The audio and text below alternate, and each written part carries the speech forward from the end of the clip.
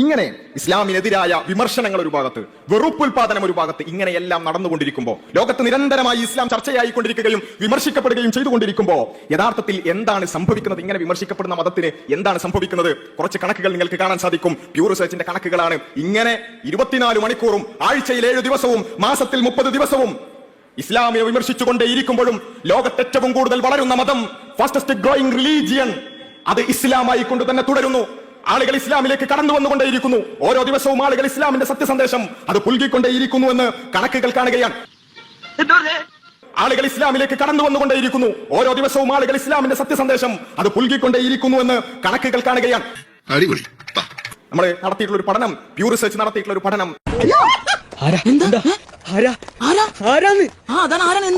നമ്മൾ നടത്തിയിട്ടുള്ള ഒരു പഠനം, പ്യൂർ റിസർച്ച് നടത്തിയിട്ടുള്ള ഒരു പഠനം, അതിൽ ആളുകൾ എന്തുകൊണ്ട് ഇസ്ലാമിലേക്ക് കടന്നു വരുന്നു എന്നതിന്റെ ഏറ്റവും പ്രധാനപ്പെട്ട കാരണമായി നമുക്ക് കാണാൻ സാധിക്കുന്നത്, അവർ ഫൈൻഡ് മോർ മീനിങ് ഇൻ ഇസ്ലാം, ജീവിതത്തിന്റെ അർത്ഥം അവർ ഇസ്ലാമിൽ കണ്ടെത്തുന്നു എന്നാണ്. 24% ആളുകൾ എന്ന് വെച്ചാൽ 4 ആളുകൾ കടന്നു വരുന്നുണ്ടെങ്കിൽ അതിൽ ഒരു വ്യക്തി അവർ ഇസ്ലാമിൽ അർത്ഥം കണ്ടെത്തിക്കൊണ്ടുവരുന്നവരാണ്. അതുപോലെ തന്നെ 21% റിലീജിയസ് ടെക്സ്റ്റ് ആൻഡ് സ്റ്റഡീഡ് ഇസ്ലാം, ഇസ്ലാമിന്റെ ടെക്സ്റ്റുകൾ, ഖുർആനും ഹദീസുകളും വായിച്ചുകൊണ്ട് കടന്നു വരുന്നവരാണ്. ഇങ്ങനെ ഇസ്ലാമിനെ കുറിച്ച് പഠിച്ചുകൊണ്ട്, ഇസ്ലാം ജീവിതത്തിന്റെ അർത്ഥം പഠിപ്പിക്കുന്നു എന്നുള്ള ആ യാഥാർത്ഥ്യം മനസ്സിലാക്കിക്കൊണ്ട്, ജീവിതത്തിന്റെ അർത്ഥം മനസ്സിലാക്കിക്കൊണ്ട് ഇസ്ലാമിലേക്ക് കടന്നു വരുന്നവരാണ്. അല്ല, ഞാൻ ആലോചിക്കായിരുന്നു, അബ്ദുള്ള ബാസിൽ ഇന്നലെ അല്ലെങ്കിൽ 2 ദിവസം മുൻപത്തെ ഒരു വീഡിയോയിൽ നമ്മൾ പറഞ്ഞതുപോലെ, അദ്ദേഹം പറഞ്ഞൊരു കാര്യം നമ്മൾ എടുത്തു പറഞ്ഞ് കുറെ ചിരിച്ചു. ഒരു കുട്ടി ഒരു വലിയ റൂമിൽ അല്ലെങ്കിൽ ഒരു ചെറിയ റൂമിലോ വലിയ റൂമിലോ ഒരു 2 വയസ്സോ 3 വയസ്സുള്ള കുട്ടിയെ കയറിയിട്ട് അവിടേക്ക് അപ്പിട്ട് വെക്കുകയാണെങ്കിൽ അത് 2 മിനിറ്റ് കൊണ്ട് തീരും. പക്ഷെ അത് കഴുകി വൃത്തിയാക്കണമെങ്കിൽ, അതൊന്ന് ക്ലീൻ ചെയ്തെടുക്കണമെങ്കിൽ ഒരുപാട് സമയമെടുക്കും എന്ന് അദ്ദേഹം പറഞ്ഞിരുന്നു. അപ്പൊ ആ ഒരു പ്രിൻസിപ്പൾ വാസ്തവത്തിൽ ഇതുപോലെയുള്ള അബ്ദുള്ള ബാസിലും അദ്ദേഹത്തിന്റെ കൂട്ടാളികളും ചെയ്യുന്നത് പോലെയുള്ള അവാസ്തവമായിട്ടുള്ള സത്യവിരുദ്ധമായിട്ടുള്ള കാര്യങ്ങൾ, ഇല്ലാത്ത കാര്യങ്ങളൊക്കെ ഉണ്ടെന്ന് വാദിക്കുകയും അതില്ല എന്ന് പിന്നെ അദ്ദേഹത്തെയോ അദ്ദേഹത്തെ വിശ്വസിച്ച മറ്റാളുകളെയോ ഒക്കെ ബോധ്യപ്പെടുത്താൻ വേണ്ടി ശ്രമിക്കുകയും ചെയ്യുന്നതുമായി ബന്ധപ്പെട്ടുള്ളതാണ്. അപ്പൊ അത് എത്രമാത്രം അത് പറയുന്നത് പോലെ അല്ല, അതിനേക്കാളും ഒക്കെ വളരെ ഗൗരവതരമാണ്, അത് വളരെ സത്യമാണ് എന്ന് ബോധ്യപ്പെട്ട ഒരു ദിവസം കൂടിയാണ് എനിക്കിന്ന്. കാരണം കഴിഞ്ഞ 7 ഡയലോഗുകളിലും അബ്ദുള്ള ബാസിനും സംഘത്തിനും മറുപടി പറയാൻ ആളുകൾ തയ്യാറായിട്ടില്ലെങ്കിൽ അത് എന്തുകൊണ്ടായിരിക്കും എന്ന് എനിക്ക് ഇന്ന് കൃത്യമായിട്ട് മനസ്സിലായി. ഞാൻ പലതവണ മറുപടി പറഞ്ഞിട്ടുണ്ട്. നമ്മൾ പിന്നെ കുറച്ച് സമയം എടുത്താണെങ്കിലും വൃത്തിയാക്കുന്ന കൂട്ടത്തിലായതുകൊണ്ടായിരിക്കാം, മറ്റുള്ളവർക്കൊന്നും അത്രയും സമയം സ്പെൻഡ് ചെയ്യാൻ പറ്റാത്തത് കൊണ്ടായിരിക്കാം പലപ്പോഴും അതിന് മറുപടി കൊടുക്കാത്തത്. കാരണം അദ്ദേഹം ഇപ്പോ ഈ 8ാമത്തെ 7നും ആരും മറുപടി തന്നില്ല, അപ്പൊ 8നെങ്കിലും ആരെങ്കിലും മറുപടി തരുമെന്ന് അദ്ദേഹം പ്രതീക്ഷിക്കുന്നില്ല എന്നൊക്കെ പറഞ്ഞുകൊണ്ട് സങ്കടപ്പെട്ടുകൊണ്ട് അദ്ദേഹം സ്റ്റേജിൽ കയറി പറഞ്ഞിട്ടുള്ള ചില കാര്യങ്ങൾ, അദ്ദേഹം എങ്ങനെയാണ് മറുപടിയില്ലാത്ത വാദങ്ങൾ ഉന്നയിക്കുന്നത് എന്നും അതിനുവേണ്ടി അവർ ഉപയോഗിക്കുന്ന തന്ത്രങ്ങൾ എന്താണ് എന്നും തരികിടകൾ എന്താണ് എന്നുമാണ് നമ്മൾ ഇന്ന് പരിശോധിക്കുന്നത്. അപ്പൊ എല്ലാവർക്കും അൺമാസ്കിംഗ് നവ ദാഇ എന്ന് പറയുന്ന ഈ പുതിയ പരമ്പരയുടെ ആദ്യത്തെ വീഡിയോയിലേക്ക് സ്വാഗതം. ഡയലോഗ് 8.0-ൽ അബ്ദുള്ള ബാസിൽ അവതരിപ്പിച്ച വിമർശിച്ചിട്ടും വളരുന്ന ഇസ്ലാം എന്ന അദ്ദേഹത്തിന്റെ അവതരണത്തെ കീറി മുറിച്ച് പരിശോധിച്ചുകൊണ്ട് നമ്മൾ അതിന് മറുപടി കൊടുക്കുകയാണ്. അതിൽ നമ്മൾ പ്രധാനമായിട്ടും അബ്ദുള്ള ബാസിലിന്റെ തള്ളും തരികിടകളുമാണ് നമ്മൾ ഇന്ന് ഇവിടെ കയ്യോടെ പിടികൂടുന്നത്. ഡയലോഗ് 8.0-ക്ക് അല്ലെങ്കിൽ ഡയലോഗ് ഇതുവരെ ആരും മറുപടി പറഞ്ഞിട്ടില്ല എന്ന അന്ധവിശ്വാസത്തിനും ബാസിലിന്റെ തള്ളിനുമുള്ള മറുപടിയായിട്ട് ഇതെല്ലാവരും പരമാവധി വിശ്വാസികളിലേക്ക് എത്തിക്കുക. വിശ്വാസികൾ ഇതുവരെ മറുപടി കിട്ടാത്ത മറുപടി, കഴിഞ്ഞ 4-5 വർഷമായിട്ട് കാത്തിരുന്നിട്ടും ഒരു മറുപടി പോലും കിട്ടിയില്ല എന്ന വിഷമത്തിൽ നിന്ന് ആദ്യമായിട്ടെങ്കിലും ഒരു മറുപടി കിട്ടി എന്ന സന്തോഷം മാലോകരായ മലയാളികളായിട്ടുള്ള മുഴുവൻ മുസ്ലിങ്ങളിലേക്കും എത്തിക്കാൻ നിങ്ങൾ പരമാവധി ശ്രമിക്കുക. അത് നിങ്ങൾക്കും അതുവഴി ഇസ്ലാമിനും വലിയ ഒരു ഹൈറായി തീരട്ടെ എന്ന് മാത്രമാണ് ആശംസിക്കുന്നത്. അപ്പൊ എന്തായാലും നമ്മൾ ഇന്നത്തെ വിഷയത്തിലേക്ക് കടക്കുകയാണ്. വിമർശിച്ചിട്ടും വളരുന്ന ഇസ്ലാം, അതാണ് ഇദ്ദേഹത്തിന്റെ ഒരു വിഷയം.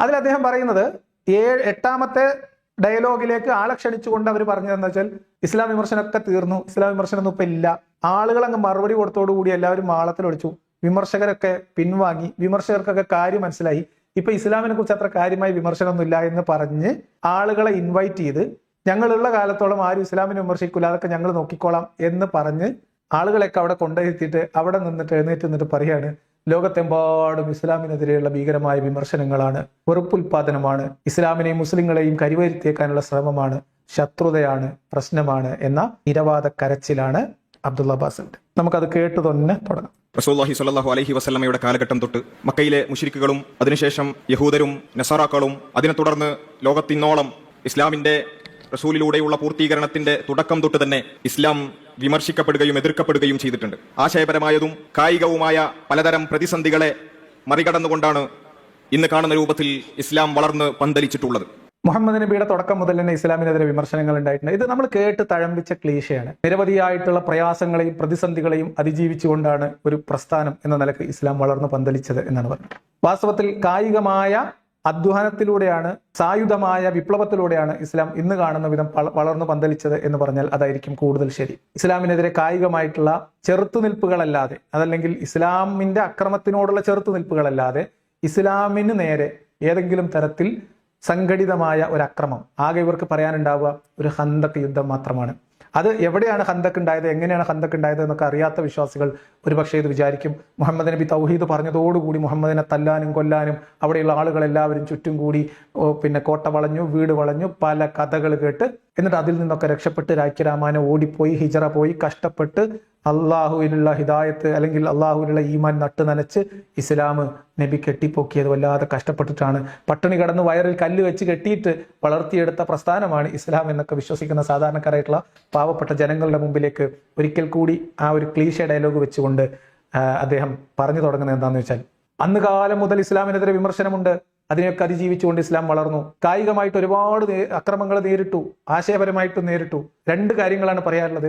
ഒന്ന്, ആശയപരമായ ഇസ്ലാമിനെതിരെയുള്ള വിമർശനങ്ങളെ ഒന്നിനെപ്പോലും മുഹമ്മദിന് നേരിടാൻ കഴിഞ്ഞിട്ടില്ല എന്ന് മാത്രമല്ല, അതിനെ സായുധമായി നേരിടുകയാണ് മുഹമ്മദും സംഘവും അവിടെ നിന്നിങ്ങോട്ട് ഇസ്ലാമിൽ ഇക്കാലം അത്രയും ചെയ്തു പോന്നിട്ടുള്ളത്. അത് നമുക്ക് അവസാനത്തിലേക്ക് കുറച്ചുകൂടി വ്യക്തമാകും. പിന്നെ സായുധമായിട്ടുള്ള അക്രമം എന്ന് പറഞ്ഞാൽ മുഹമ്മദിന്റെ പേര് കേട്ടാൽ ആ പ്രദേശത്തിലുള്ള ആളുകൾക്കൊക്കെ ഭയം ജനിക്കുമായിരുന്നു എന്നാണ്. ബദറിലെ വിജയത്തോടു കൂടിയാണ് മുഹമ്മദ് പ്രത്യാക്രമണങ്ങളും പ്രതിക്രിയകളും പ്രതികാര നടപടികളും തുടങ്ങിയത് എന്ന് സീറകളിൽ നല്ല വെണ്ടക്കാക്ഷരത്തിൽ മലയാളത്തിൽ പോലും എഴുതി വെച്ചിട്ടുണ്ട്. അപ്പൊ ആ ക്ലീശെ തൽക്കാലം നമ്മൾ മാറ്റിവെക്കാം. നമുക്ക് ഇന്നത്തെ വിഷയത്തിലേക്ക് വേഗത്തിൽ പോകേണ്ടതുണ്ട്. കൂടുതൽ വിശദമായിട്ട് ഇദ്ദേഹത്തിന്റെ തള്ളും തരികിടയും തുറന്നു കാണിക്കേണ്ടതുണ്ട്. അപ്പൊ അതുകൊണ്ട് ആ ക്ലീശെ നമുക്ക് തൽക്കാലം മാറ്റിവെക്കാം. ഇന്നും സോഷ്യൽ മീഡിയയുടെ കാലത്തും അത് തുടരുന്നു എന്നാണ് ബാസിൽ പറയുന്നത്. ഇന്ന് ആധുനിക കാലഘട്ടത്തിൽ സോഷ്യൽ മീഡിയയുടെ യുഗത്തിലും ഇത് തന്നെയാണ് സംഭവിച്ചുകൊണ്ടിരിക്കുന്നത്. സോഷ്യൽ മീഡിയയുടെ യൂട്യൂബിന്റെ ഈ കാലഘട്ടത്തിൽ ഏറ്റവും കൂടുതൽ വിമർശിക്കപ്പെടുന്ന മതം അത് ഇസ്ലാം തന്നെയാണ്. ഏറ്റവും കൂടുതൽ ചർച്ച ചെയ്യപ്പെടുന്ന മതം അത് ഇസ്ലാം തന്നെയാണ്. സ്വാഭാവികമായിട്ടും അതിന്റെ കാരണം എന്താണെന്ന് അബ്ദുള്ള ബാസിൽ തന്നെ വിശദീകരിക്കുകയും ചെയ്യും. ഏറ്റവും കൂടുതൽ വിമർശിക്കപ്പെടുന്ന മതം, ഒരു മതം എന്ന നിലയ്ക്ക് ഏറ്റവും കൂടുതൽ വിമർശിക്കപ്പെടുന്ന മതം ഇസ്ലാമാണ്. അതിന് പ്രാഥമികമായിട്ട് നമ്മൾ ഇങ്ങനെ പറയാം, ഒരു മതം എന്ന രീതിയിൽ ഏറ്റവും കൂടുതൽ മിഷനറി പ്രവർത്തനം നടത്തുന്നതും മറ്റെല്ലാ മതങ്ങളും തെറ്റാണെന്നും ഞങ്ങളുടേത് മാത്രമാണ് ശരിയെന്നും ഞങ്ങളുടെ മതത്തിലേക്ക് വന്നാൽ മാത്രമേ മോക്ഷം ഉണ്ടാവുകയുള്ളൂ എന്നും ദൈവത്തിൽ വിശ്വസിക്കുന്ന മനുഷ്യരെ നോക്കി കൊഞ്ഞനം കുത്തിക്കൊണ്ടിരിക്കുന്ന ഏക മതം ഇസ്ലാമാണ് എന്നതുകൊണ്ട് തന്നെ ഇസ്ലാമിനെ മറ്റെല്ലാ മതവിശ്വാസികളും ദൈവവിശ്വാസികളും ഇവരുടെ ഈ അവകാശവാദങ്ങളെ എതിർക്കുകയും അവരവരുടെ മതങ്ങളുടെ അഭിമാനം സംരക്ഷിക്കാൻ, അവരുടെ സ്വത്വം സംരക്ഷിക്കാൻ അവർ നിങ്ങൾക്കെതിരെ വിമർശനം ഉന്നയിക്കുകയും ചെയ്യും. ഇസ്ലാമിന്റെ ചെയ്തികൾ, ഇസ്ലാമിന്റെ കെടുതികൾ അനുഭവിക്കുന്നവർ, ഇസ്ലാമിൽ നിന്ന് പുറത്തു പോകുന്നവർ, ഇസ്ലാമിനെ വിമർശിക്കുന്നവർ, അവർ നേരിടേണ്ടി വരുന്ന തിക്താനുഭവങ്ങളിലൂടെ കടന്നു പോകുമ്പോൾ ഇസ്ലാമിന്റെ സാമൂഹ്യ രാഷ്ട്രീയ നിയമങ്ങൾ പുറത്തെടുത്തുകൊണ്ട് അതിനെ വിമർശിക്കുന്ന ഇസ്ലാം ഉപേക്ഷിച്ച ആളുകൾ അല്ലെങ്കിൽ മുർത്തദ്ദുകൾ, അവർക്ക് ജീവൻ നിലനിർത്താവുന്ന രാഷ്ട്രീയ പ്രദേശങ്ങളിൽ ജീവിക്കുന്നവർ ഇസ്ലാമിനെതിരെ നിരന്തരം ശബ്ദിക്കും. അതുകൊണ്ട് സ്വാഭാവികമായിട്ടും ആധുനിക കാലത്ത് ഇക്കാലഘട്ടത്തിൽ ഏറ്റവും കൂടുതൽ വിമർശിക്കപ്പെടുന്ന മതം ഇസ്ലാമായിരിക്കും. അതിൽ സംശയമൊന്നുമില്ല. വടി കൊടുത്ത് മേടിക്കുന്ന അടിയാണ് ചന്തി നീട്ടി വാങ്ങുക എന്നല്ലാതെ യാതൊരു നിർവാഹവും അതിനില്ല. അതിൽ നിലവിളിക്കേണ്ട കാര്യമില്ല. നമ്മളൊന്ന് കണക്കെടുത്ത് നോക്കിയാൽ, യൂട്യൂബിലുള്ള ചാനലുകൾ പരിശോധിച്ച് നോക്കിയാൽ 10,000-കണക്കിന് 50,000-ന് മുകളിലുള്ള ലക്ഷക്കണക്കിന് ഫോളോവേഴ്സ് ഉള്ള യൂട്യൂബ് ചാനലുകളുടെ കണക്കുകൾ പരിശോധിച്ച് നോക്കിയാൽ നമുക്കവിടെ കാണാൻ സാധിക്കുന്നത് എണ്ണിയാലൊടുങ്ങാത്ത ഇസ്ലാം വിമർശനത്തിനു വേണ്ടി മാത്രം ഒഴിഞ്ഞുവെച്ച ചാനലുകൾ ഒരുപാടെണ്ണം നമുക്ക് കാണുകയാണ്. വലിയ ചാനലുകൾ മാത്രമാണ്. അപ്പൊ സോഷ്യൽ മീഡിയയിൽ കയറി യൂട്യൂബിന്റെ ചാനലുകളുടെ എണ്ണം എടുത്ത് നോക്കിക്കഴിഞ്ഞാൽ ഒരുപാട് യൂട്യൂബ് ചാനലുകൾ ഇസ്ലാമിനെ വിമർശിക്കാൻ വേണ്ടി മാത്രമുണ്ട് എന്നാണ്. അത് ഞാൻ നേരത്തെ പറഞ്ഞതുപോലെയാണ്. യൂട്യൂബ് എടുത്ത് തുറന്നു നോക്കിയാൽ ഇസ്ലാമിനെ വിമർശിക്കാനുള്ള യൂട്യൂബ് ചാനലുകളുടെ 1000 മടങ്ങ് ഇസ്ലാമിക ദഅ്വ പ്രവർത്തനത്തിന് വേണ്ടി, ഇസ്ലാം ഇതര മതസ്ഥരിലേക്ക് പ്രചരിപ്പിക്കാൻ വേണ്ടി, ഇസ്ലാമിക സംവിധാനങ്ങൾക്ക് ശക്തി പകരാൻ വേണ്ടി, ഇസ്ലാമാണ് ശരിയെന്ന് ശക്തിയുക്തം വാദിക്കാൻ വേണ്ടി 10,000 മടങ്ങിലധികം യൂട്യൂബ് ചാനലുകൾ ഇസ്ലാം വിമർശന ചാനലിനേക്കാളും നിങ്ങൾക്ക് സോഷ്യൽ മീഡിയയിൽ കാണും. അപ്പൊ അത് മാത്രം ഉണ്ടായാൽ മതി, ഇസ്ലാമിനെതിരെ വിമർശനം ഒന്നും ഉണ്ടാവരുത് എന്നുള്ളതാണ് അബ്ദുള്ള ബാസിൽ പറയുന്നത്. ഈ വിമർശിക്കുന്ന ചാനലുകളുടെ എണ്ണം ഇസ്ലാം പ്രചരിപ്പിക്കാനും ഇസ്ലാമിക ദഅ്വത്ത് നടത്താനും ഇസ്ലാമിക അധ്യാപനത്തിനും വേണ്ടി, അല്ലെങ്കിൽ ഇതര മതസ്ഥരെ ചൊറിയാനും മറ്റുള്ളതൊക്കെ മോശമാണെന്ന് പറയാനും ഇസ്ലാമിലേക്ക് ആളുകളെ ദഅ്വത്ത് നടത്തി ആളുകളെ കൊണ്ട് ഷഹാദത്ത് കലിമ ചൊല്ലുന്നത് ടെലികാസ്റ്റ് ചെയ്യാനും വേണ്ടി പ്രവർത്തിക്കുന്ന വീഡിയോ ചാനലുകളുടെ, യൂട്യൂബ് ചാനലുകളുടെ എണ്ണം കൂടി വെച്ചിട്ട് വേണം അബ്ദുള്ള ബാസിൽ ഈ താരതമ്യം നടത്താൻ. അങ്ങനെ ഉണ്ടാവാം, ഉണ്ടെങ്കിലും അതിന്റെ കാരണവും ഞാൻ നേരത്തെ പറഞ്ഞു തന്നെയാണ്. അതിന് കുറച്ചുകൂടി തെളിവ് അബ്ദുള്ള ബാസിൽ തന്നെ അദ്ദേഹത്തിന്റെ സംശയത്തിലൂടെ ഇവിടെ നമ്മുടെ മുന്നിൽ വെക്കും. മലയാളത്തിൽ പരിശോധിച്ചു നോക്കുക. ഇസ്ലാമിനെ വിമർശിക്കുക എന്ന ഒറ്റ ലക്ഷ്യത്തിനു വേണ്ടി ഇങ്ങനെ വലിയ വലിയ ചാനലുകൾ 10 മടങ്ങ് വർദ്ധിച്ചുകൊണ്ടിരിക്കുകയാണ്. എന്നാൽ ആലോചിച്ച് നോക്കുക, ഹിന്ദു മതത്തെ വിമർശിക്കുക എന്ന ഒരൊറ്റ ലക്ഷ്യം മാത്രം വെച്ചുകൊണ്ടുള്ള എത്ര യൂട്യൂബ് ചാനലുകൾ നിങ്ങളുടെ പരിചയത്തിലുണ്ട്? ഞാൻ നേരത്തെ പറഞ്ഞതിലെ എല്ലാത്തിന്റെയും സംഗ്രഹിച്ച ഉത്തരം ഇതിനകത്ത് ക്ലിയർ ആയിട്ട് കിട്ടും. ക്രിസ്ത്യാനികളെ കുറിച്ച് ചോദിക്കുന്ന ചോദ്യത്തിൽ അതിന്റെ ഉത്തരവോടി പറയുമ്പോൾ എല്ലാവർക്കും കാര്യം മനസ്സിലാവും. മുസ്ലിമിനെ മാത്രം വിമർശിക്കുക എന്ന ഒറ്റ ലക്ഷ്യം മുൻനിർത്തി പ്രവർത്തിക്കുന്ന എത്ര ചാനലുകൾ കേരളത്തിൽ മലയാളത്തിലുണ്ട് എന്ന് ചോദിച്ചാൽ എനിക്ക് തോന്നുന്നത് ചിലപ്പോൾ ഒരു 10, 15, 20 ചാനൽ ഉണ്ടാവാം. എന്റെ അറിവിൽ 20 ഞാൻ കണ്ടിട്ടില്ല ഇസ്ലാമിനെ മാത്രം വിമർശിക്കുന്ന ചാനൽ. ഈ ചാനൽ എന്തായാലും താൽക്കാലികം അങ്ങനെയാണ് പ്രവർത്തിക്കുന്നത്. അപ്പൊ ഇങ്ങനത്തെ ഒരു 5, 10 ചാനൽ ചിലപ്പോൾ ഉണ്ടായിരിക്കാം. സോ വാട്ട്, ഞാൻ നേരത്തെ പറഞ്ഞ കമ്പാരിസൺ നിങ്ങൾ എടുത്തു നോക്കൂ. ഇസ്ലാം പ്രബോധനത്തിന് വേണ്ടി മാത്രം, ഇസ്ലാമിനെ ന്യായീകരിക്കാൻ വേണ്ടി മാത്രം, അൺമാസ്കിംഗ് എത്തീസം എന്ന് പറഞ്ഞിട്ട് നിരീശ്വരവാദത്തെ അല്ലെങ്കിൽ യുക്തിചിന്തയെ എതിർക്കാനും അതിനെ പൊളിക്കാനും എന്ന പേരിൽ മാത്രം മുസ്ലിങ്ങളുടേതല്ലാത്ത ഏതെങ്കിലും യൂട്യൂബ് ചാനൽ ഉള്ളതായിട്ട് നിങ്ങൾക്കറിയാമോ? അത് നിങ്ങൾ ചെയ്യുകയും ലോകത്തുള്ള സകല മതങ്ങളെയും അധിക്ഷേപിച്ചുകൊണ്ട് അതൊക്കെ മോശമാണ്, ഇസ്ലാം മാത്രമാണ് ശരിയെന്ന് പരസ്യമായി വിളിച്ചു പറയുകയും ഗുരുവായൂരപ്പനെ ആരാധിക്കുന്ന ഒറ്റ കാരണം കൊണ്ട് ഗോപാലട്ടൻ കൊടുത്ത 1 ഏക്കർ സ്ഥലം 10 ആൾക്ക് ദാനം ചെയ്ത് വീട് വെക്കാൻ സ്ഥലം കൊടുത്താൽ അതൊന്നും പ്രതിഫലമില്ലാത്ത വിഫലമായ കർമ്മമായി പോകുമെന്നും ഒരാൾ സ്വന്തം മാതാവിനെ വ്യഭിചരിക്കുന്നതിനേക്കാളും വലിയ പ്രശ്നമാണ് ഷിർക്ക് എന്ന് പച്ചയ്ക്ക് വിളിച്ചു പറയുന്നതിനേക്കാളും അമ്പലത്തിന് പിരിവിന് കൊടുക്കുന്നത് വേശ്യാലയത്തിന് പിരിവ് കൊടുക്കുന്നതിനേക്കാളും പ്രശ്നമാണ് എന്ന് വിളിച്ചു പറയുന്ന മൂല്യമാരും ഇസ്ലാമിൻ്റെതല്ലാത്ത മറ്റേതെങ്കിലും ഒരു പ്രത്യയശാസ്ത്രത്തിൽ നിങ്ങൾക്ക് കാണിച്ചു തരാൻ പറ്റുമോ? സ്വാഭാവികമായിട്ട് ഇസ്ലാമിനെ വിമർശിക്കാൻ വേണ്ടി മാത്രമായിട്ട് പ്രവർത്തിക്കുന്ന ചാനലുകൾ ഉണ്ടാവും. എനിക്ക് സമയമില്ലാത്തതുകൊണ്ടാണ്, എന്റെ അവസ്ഥ മോശമായതുകൊണ്ടാണ്. അല്ലെങ്കിൽ ഞാൻ 24/7 കുത്തിയിരുന്ന് ഇസ്ലാമിനെ വിമർശിക്കും. അതിനെന്താ പ്രശ്നം? നിലവിളിക്കേണ്ട. എന്തുകൊണ്ട് ഹിന്ദു മതത്തിന് ഇല്ലാന്ന് വെച്ചാൽ അതിന്റെ ഉത്തരം ഇതിനകത്ത് വന്നു. ഇനി ക്രിസ്തു മതത്തെ വിമർശിക്കാൻ 2-3 ചാനലൊക്കെ ഉണ്ട്. അതിന്റെ കാരണം എന്താ? അതുകൂടി പറഞ്ഞുതരാം.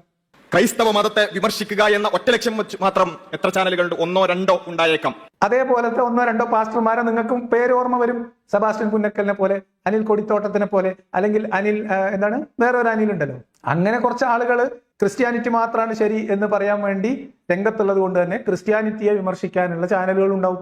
ഇതൊക്കെ ഒരു ആനുപാതികമായിട്ട് ഇസ്ലാമിനെതിരെ വിമർശനം ഉന്നയിക്കാൻ ഇസ്ലാമിക ദഅ്വ ചാനലുകൾക്ക് ആനുപാതികമായ ആൾബലമില്ല, ചാനലുകളില്ല, സംവിധാനങ്ങളില്ല, സാമ്പത്തിക ശേഷിയില്ല. ഉള്ളവർ ഉള്ളത് വെച്ച് അവനവനെ കൊണ്ട് പറ്റുന്നത് പോലെ ചെയ്യാണ്. അത് കണ്ടിട്ട് അത് കാണുമ്പോഴത്തേക്ക് നിങ്ങൾ ഇങ്ങനെ ബേജാറായാൽ, സംഘടിതമായി വളരെ സുശക്തമായ സാമ്പത്തിക സ്ഥിതിയൊക്കെയുള്ള നല്ലൊരു ബിൽഡിങ്ങും നിങ്ങളിപ്പോൾ അൺമാസ്കിംഗ് എത്തീസത്തിന് ഇരിക്കുന്നത് പോലത്തെ നല്ല സ്റ്റുഡിയോയും സെറ്റപ്പും എല്ലാം ഉള്ള ഒരു സംവിധാനവും അതിലേക്ക് ഇതിനുവേണ്ടി കോൺട്രിബ്യൂട്ട് ചെയ്യാൻ പറ്റുന്ന ആളുകളും എല്ലാവരും കൂടിയുള്ള ഒരു പടയുണ്ടെങ്കിൽ ഇസ്ലാമിന്റെ കഥ എന്തായിരിക്കും? ഓരോ ആളുകൾ അവരവരുടെ ഒഴിവു സമയത്തിന് അവരെ കൊണ്ട് പറ്റുന്നത് പോലെ ഒരു മൂലക്കിരുന്ന് പരിമിതമായ സൗകര്യത്തിൽ ഇസ്ലാമിനെതിരെ വിമർശനം ഉന്നയിക്കുമ്പോഴത്തേന് നിങ്ങൾ ഇങ്ങനെ നിലവിളിച്ചാൽ എങ്ങനെയാണ് അബ്ദുള്ള അബ്ബാസിലെ? ഇതൊക്കെ എന്ത് തരം നിലവിളിയാണ് നിങ്ങൾ ആലോചിച്ച് നോക്കൂ. അപ്പൊ അതുകൊണ്ട് ആ നിലവിളിയിൽ പ്രത്യേകിച്ച് കാര്യമൊന്നുമില്ല. അപ്പൊ അതുകൊണ്ട് ഇപ്പൊ കാര്യങ്ങൾ മനസ്സിലായിട്ടുണ്ടാവും എന്തുകൊണ്ടാണ് ഇസ്ലാമിനെതിരെ മാത്രം വിമർശിക്കുന്ന ചാനലുകൾ, എന്തിനാണ് ലോകത്തെല്ലായിടത്തും ഇസ്ലാമിക വിമർശനത്തിന് പ്രത്യേകം ചാനലുകൾ, എന്തുകൊണ്ടാണ് ക്രിസ്ത്യാനിറ്റിക്കെതിരെ കുറച്ച് ചാനലുകൾ, എന്തുകൊണ്ടാണ് ഹിന്ദുമതത്തിനെതിരെ ഇല്ലാത്തത് എന്നതിനൊക്കെ ഉത്തരം കിട്ടിക്കാണും എന്ന് പ്രതീക്ഷിക്കുന്നു. ഇനി ഇദ്ദേഹം ഇവിടെ നിർത്തുന്നില്ല. ഇത് മാത്രമല്ല, ലോകം മൊത്തം എല്ലാവരും ഒന്നു ചേർന്ന് ഇസ്ലാമിനെ തകർക്കാൻ വേണ്ടിയിട്ടുള്ള തീവ്ര പരിശ്രമത്തിലാണെന്നാണ് ബാസിദ് പറയുന്നത്. പക്ഷേ ഇസ്ലാമിനെ വിമർശിക്കാൻ 24 മണിക്കൂറും ഇസ്ലാമിനെ വിമർശിക്കാൻ ദശക്കണക്കിന് ചാനലുകൾ കേരളത്തിൽ പോലും മലയാളത്തിൽ പോലും ഉണ്ട്. ഇങ്ങനെ നിരന്തരമായി ഇസ്ലാം വിമർശിക്കപ്പെട്ടുകൊണ്ടിരിക്കുന്നു. സ്വാഭാവികമായിട്ടും നിങ്ങൾ പറഞ്ഞതിനെ പിന്നെയും പറഞ്ഞ് നിലവിളിക്കുകയാണ്.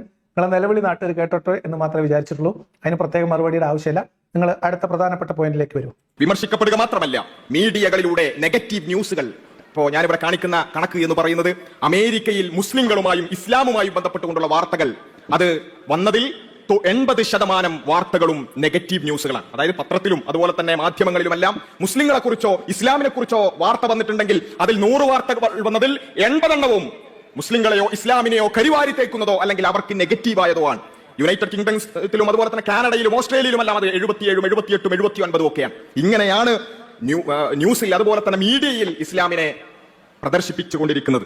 എന്തൊരു നിലവിളിയാണ് എന്നാണ് ഞാൻ ചോദിക്കാം. ശരിയാണ്, ഒരു വസ്തുത നമുക്ക് പറയാനുണ്ടത്, പറയുന്നതിൽ പ്രശ്നമൊന്നുമില്ല. പക്ഷേ ഇവിടെ ഇദ്ദേഹം നിലവിളിക്കുന്നത് പോലെയാണോ കാര്യങ്ങൾ?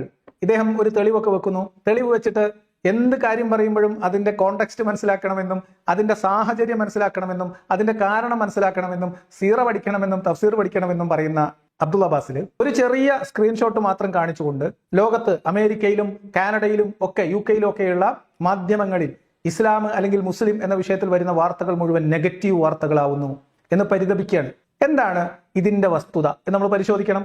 ശരിയാണ്, ഇസ്ലാമിനെതിരെ മുസ്ലിങ്ങൾക്കെതിരായിട്ടുള്ള വാർത്തകൾ, ഇസ്ലാമിനെതിരെയുള്ള നെഗറ്റീവ് വാർത്തകൾ സോഷ്യൽ മീഡിയയിലും പത്രമാധ്യമങ്ങളിലും വരുന്നുണ്ട്. നമ്മളെ നാട്ടിലുള്ള ഒരു ചെറിയ ഉദാഹരണം നിങ്ങൾക്ക് പറഞ്ഞു തന്നുകൊണ്ട് ഞാനത് ക്ലിയർ ചെയ്യാം. അതിനു മുൻപ് ഇവിടെ ഇദ്ദേഹം മറച്ചു പിടിക്കാൻ ശ്രമിക്കുന്ന, ഇദ്ദേഹം വക്രീകരിക്കാൻ ശ്രമിക്കുന്ന ഒരു കാര്യവും അതിന്റെ കോണ്ടെക്സ്റ്റും ഞാൻ നിങ്ങളെ മുമ്പിൽ അവതരിപ്പിക്കുകയാണ്. എന്താണ് ഇദ്ദേഹം പറയുന്നത്? അമേരിക്കയിൽ വരുന്ന പത്രമാധ്യമങ്ങളിൽ വരുന്ന വാർത്തകളിൽ വലിയ ഒരു ഭൂരിപക്ഷം വാർത്തകളും 70%-ലധികം വാർത്തകളും മുസ്ലിം ഭൂരിപക്ഷത്തിനെതിരെ വരുന്നത് നെഗറ്റീവായിട്ടുള്ള വാർത്തകളാണ്. മുസ്ലിം ഇസ്ലാം എന്ന പേരിൽ വരുന്നതെല്ലാം നെഗറ്റീവ് വാർത്തകളാണ് എന്നാണ് അദ്ദേഹം പറയുന്നത്. ഇവിടെ നമ്മൾ ആ വിഷയത്തിലേക്ക് ഒന്ന് പോവാണ്.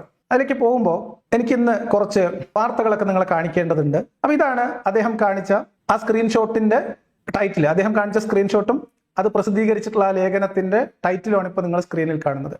ദ കോൺവെർസേഷൻ എന്ന ഒരു ലേഖനത്തിൽ ഏകദേശം 2,50,000-ഓളം ആർട്ടിക്കിൾസ് പരിശോധിച്ചതിൽ നിന്ന് അവരെത്തിയിട്ടുള്ള ഒരു നിഗമനമായിട്ടാണ് ഇതിവിടെ പറയുന്നത്. നെഗറ്റീവ് ന്യൂസ്, മുസ്ലിംസ് ഓർ ഇസ്ലാം എന്ന് പറയുന്ന രീതിയിൽ വരുന്ന വാർത്തകളിൽ ഭൂരിപക്ഷവും നെഗറ്റീവ് ന്യൂസുകളാണ് എന്നാണ്. ഇതിൽ എന്റെ ചോദ്യം, 2 കാര്യങ്ങളാണ് ഇവിടെ പ്രസക്തമാവുന്നത്.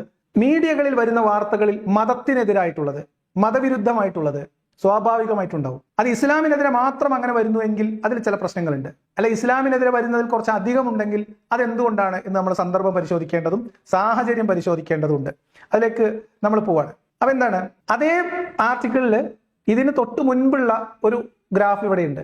മതത്തിന്റെയോ മതവിശ്വാസികളുടെയോ പേര് പരാമർശിച്ചു കൊണ്ടുവരുന്ന വാർത്തകളിൽ ഇസ്ലാമിനെതിരെ മാത്രമല്ല 52% വരുന്ന വാർത്തകൾ ഹിന്ദു മതത്തെയോ ഹിന്ദു വിശ്വാസികളുടെയോ അല്ലെങ്കിൽ ഹിന്ദു മതത്തെയോ പരാമർശിച്ചുകൊണ്ട് വരുന്ന വാർത്തകളിൽ 52% നെഗറ്റീവാണ്. ജൂതന്മാരെ കുറിച്ച് പരാമർശിച്ചു വരുന്നതിൽ 47% നെഗറ്റീവാണ്.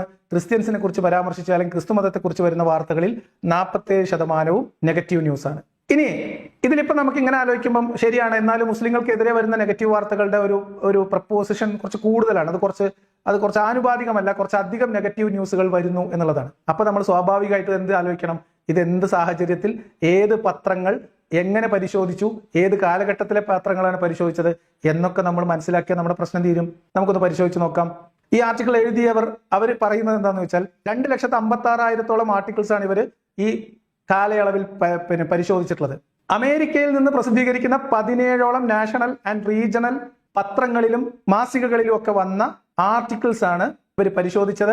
ഏകദേശം 21 വർഷത്തിനുള്ളിൽ. ആ വർഷം നിങ്ങളൊന്ന് പ്രത്യേകം ശ്രദ്ധിക്കുക.